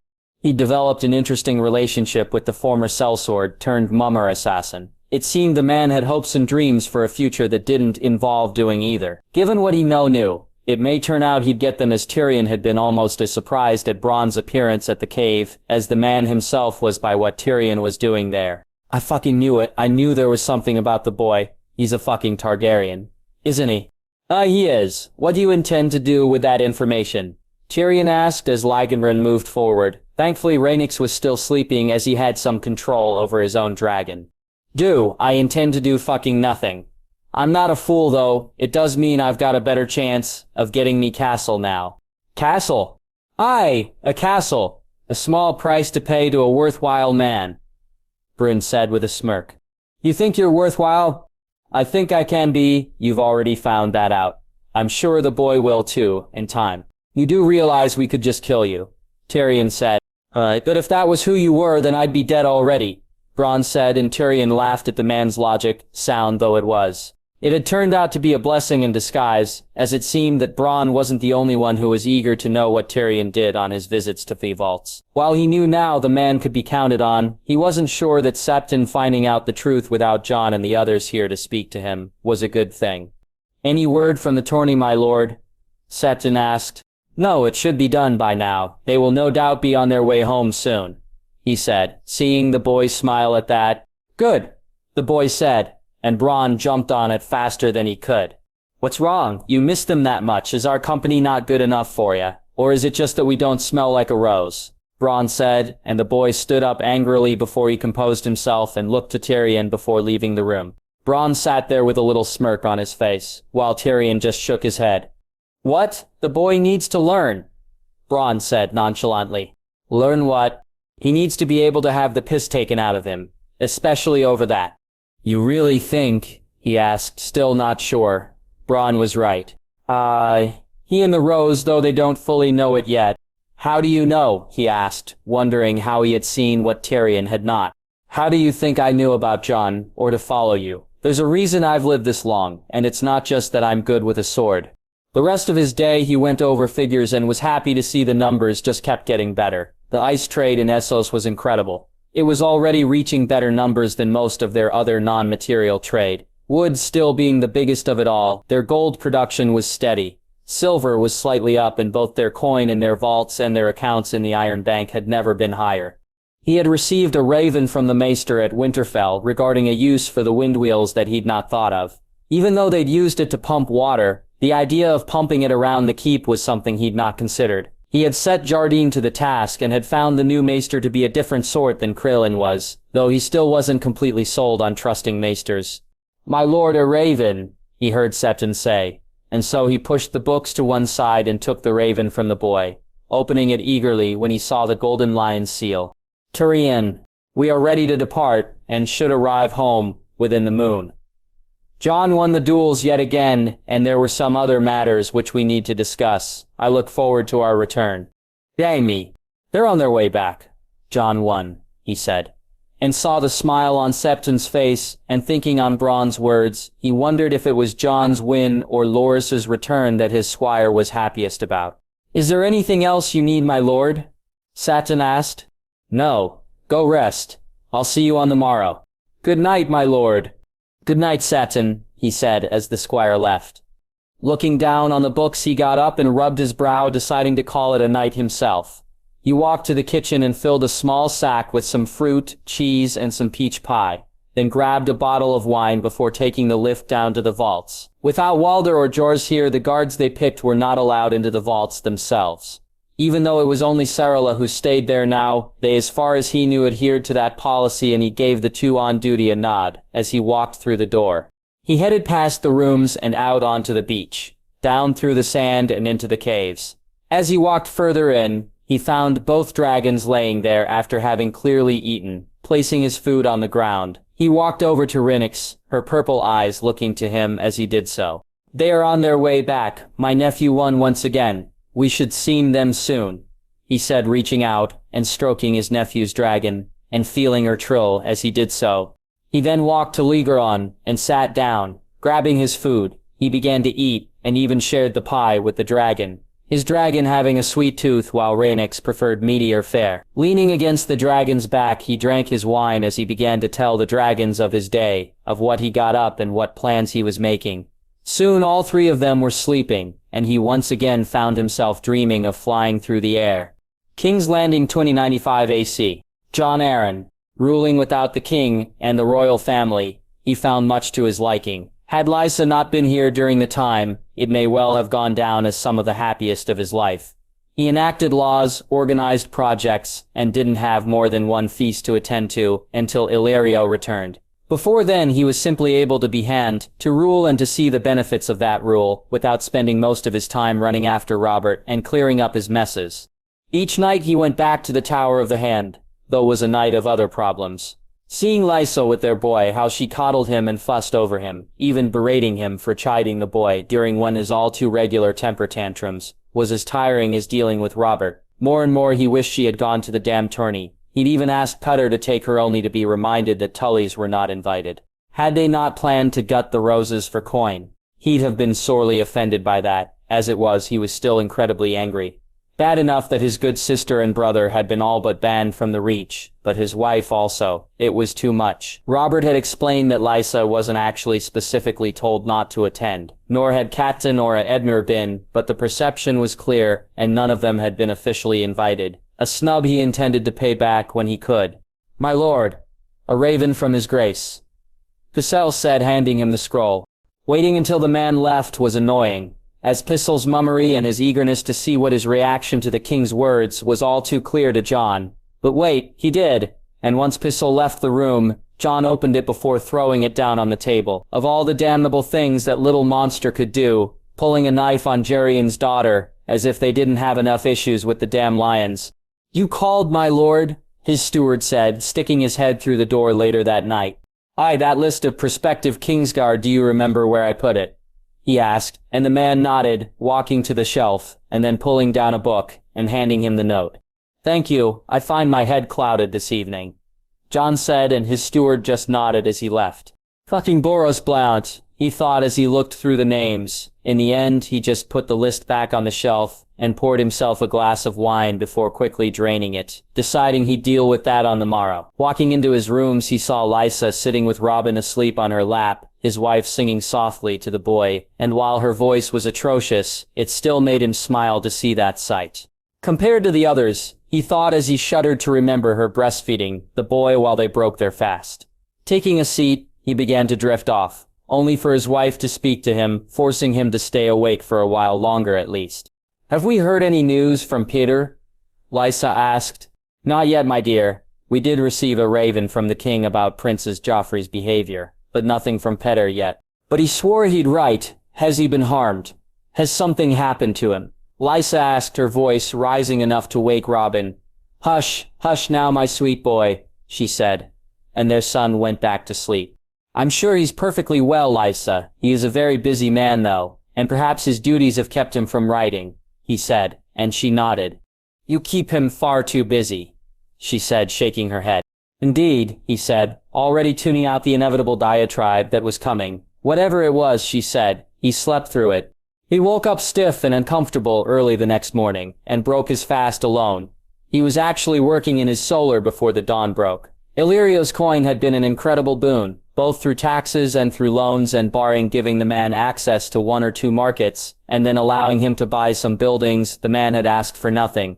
Robert had even asked him to join them at the tourney, though the man had reluctantly declined, saying he needed to go back and check up on events in Penos, but that he would try and return as the king did, though he had in fact returned even earlier. Jon meeting him and treating him with the deference and respect he had come to realize meant so much to Illyrio. As he read over his papers, he was surprised to see increased taxes coming from Darry and the Veladarians. Not that he didn't welcome the extra coin, but from those two it was a surprise. Calling for his steward once again, he asked the man where the increased coin from the houses was coming from, soon finding himself surprised and shocked to learn that both houses were involved in trade with the Lannisters and Manderleys. House Velaryon, I can understand. They at least have ships. But Darry? He asked, confused. I believe Sir Raymond explained it, when he was last here. My lord, the steward said. Explain it again. Jon said, not remembering meeting Darry. As Lord Raymond told Lord Baelish, his steward said, and Jon breathed more easily, glad he had not forgotten something important again. Sarah Willem befriended a man in Bravo and saved the man's life. While he was hiding the dragons, he said, shaking his head. Apparently so, my lord. The man, it turns out, was a traitor, and to repay a life debt to House Darry, he gave them access to some of his roots. Access that the Lannisters and the Manderleys were most happy to receive. I gather, as do I given this coin, very well. It's most strange, though, there is nothing illegal in it, and more coin is most welcome. My lord, his steward said with a small bow as he left. It was times like this he was glad that Robert didn't pay attention to the affairs of the realm. Had he done so, then he'd no doubt be ranting and raving about dragon sympathizers. While keeping them in their rightful place was all good and proper, going too far with them would not endear them, even to their loyal lords. Over the next few days he was happy to receive a raven from Petter, saying that he had managed to smooth things over with the roses, and it had made Lysa happy to find out that her friend wasn't ignoring them. It was the next few that arrived which had him almost tearing his few remaining hairs out. Of all the damn stupid, why that boy, of all that idiotic ideas he could have had, he shouted as he brushed the things from his table angrily, knocking them to the floor, the glass breaking sounding loudest of all. My lord? Hugh, his squire, said as he ran into the room. Get out, now, he shouted, and the young man did as he was bid. He stewed in his anger for the rest of the day, refused to see anyone, and were it not for dinner that night with Illyrio, then he may have not seen anyone until the morning. As it was, he reluctantly made his way to dine with the fat magister. He was not too keen to see the man gorge himself on food, and especially not with no real appetite of his own. That Robert had knighted that boy was bad enough, though given how he doted on Jon Snow, it was not a surprise. But that he'd betrothed Myrcella to a damn Stark of all things. What was his foster son thinking? Was he really that deluded? That stupid? The answer he knew to both was yes, but to give a princess to the savages in the north. It was bad enough he wished to bring one to the Red Keep. Though by all accounts, Sansa had been or was more like her mother than her aunt, perished the thought of another Lyanna Stark. A princess soon to be the queen of the realm, though would have no choice but to worship the true gods. A princess sent north could very well end up kneeling before a damn tree. He thought bitterly. Oh, Lord Jon, it's good to see you, my friend, Illyrio said when he walked into the room, Jon smiling forcedly as he watched the man lick his fat fingers clear of the grease. Illyrio, I'm afraid I have little appetite this evening, he said with a shake of his head. You are troubled, Jon. I find sharing them with the right companion and over a fine meal to be most comforting. I bet you do, he thought, but said nothing, and smiled once more, as he took his seat. He shook his head at the offered food, but gladly accepting the wine. Fucking lions and wolves. Roses too, but lions and wolves mainly, he said, his speech slurred a little later, that night. The Lannisters are causing you distress, Jon? Illyrio asked curiously. Aye, they are fucking uppity lions, they think, because they have the gold they make the fucking rules. They don't, I make the fucking rules, he said, taking another glass of wine. Indeed, I have had dealings with them in Essos, quite a trading organization they have. It would please you to see them troubled, Illyrio asked. It would, my friend, it would please me indeed, he said, smiling broadly. Then, perhaps I can help? I have contacts in the Golden Company. I've been known to use them from time to time. Maybe it's time the lions suffered some losses. Really, you could manage this? Jon said, spilling his wine in his excitement at the thoughts of it. Anything can be managed, for the right incentive. Illyrio said, smiling. You'd find me most grateful, my friend. Most grateful to see the lions brought low. I'm sure we can find something that will allow you to show that gratitude. Jon, Illyrio said, and he nodded, smiling as he drank, and then he reached out to grab some of the meat on the plate, his appetite suddenly returning.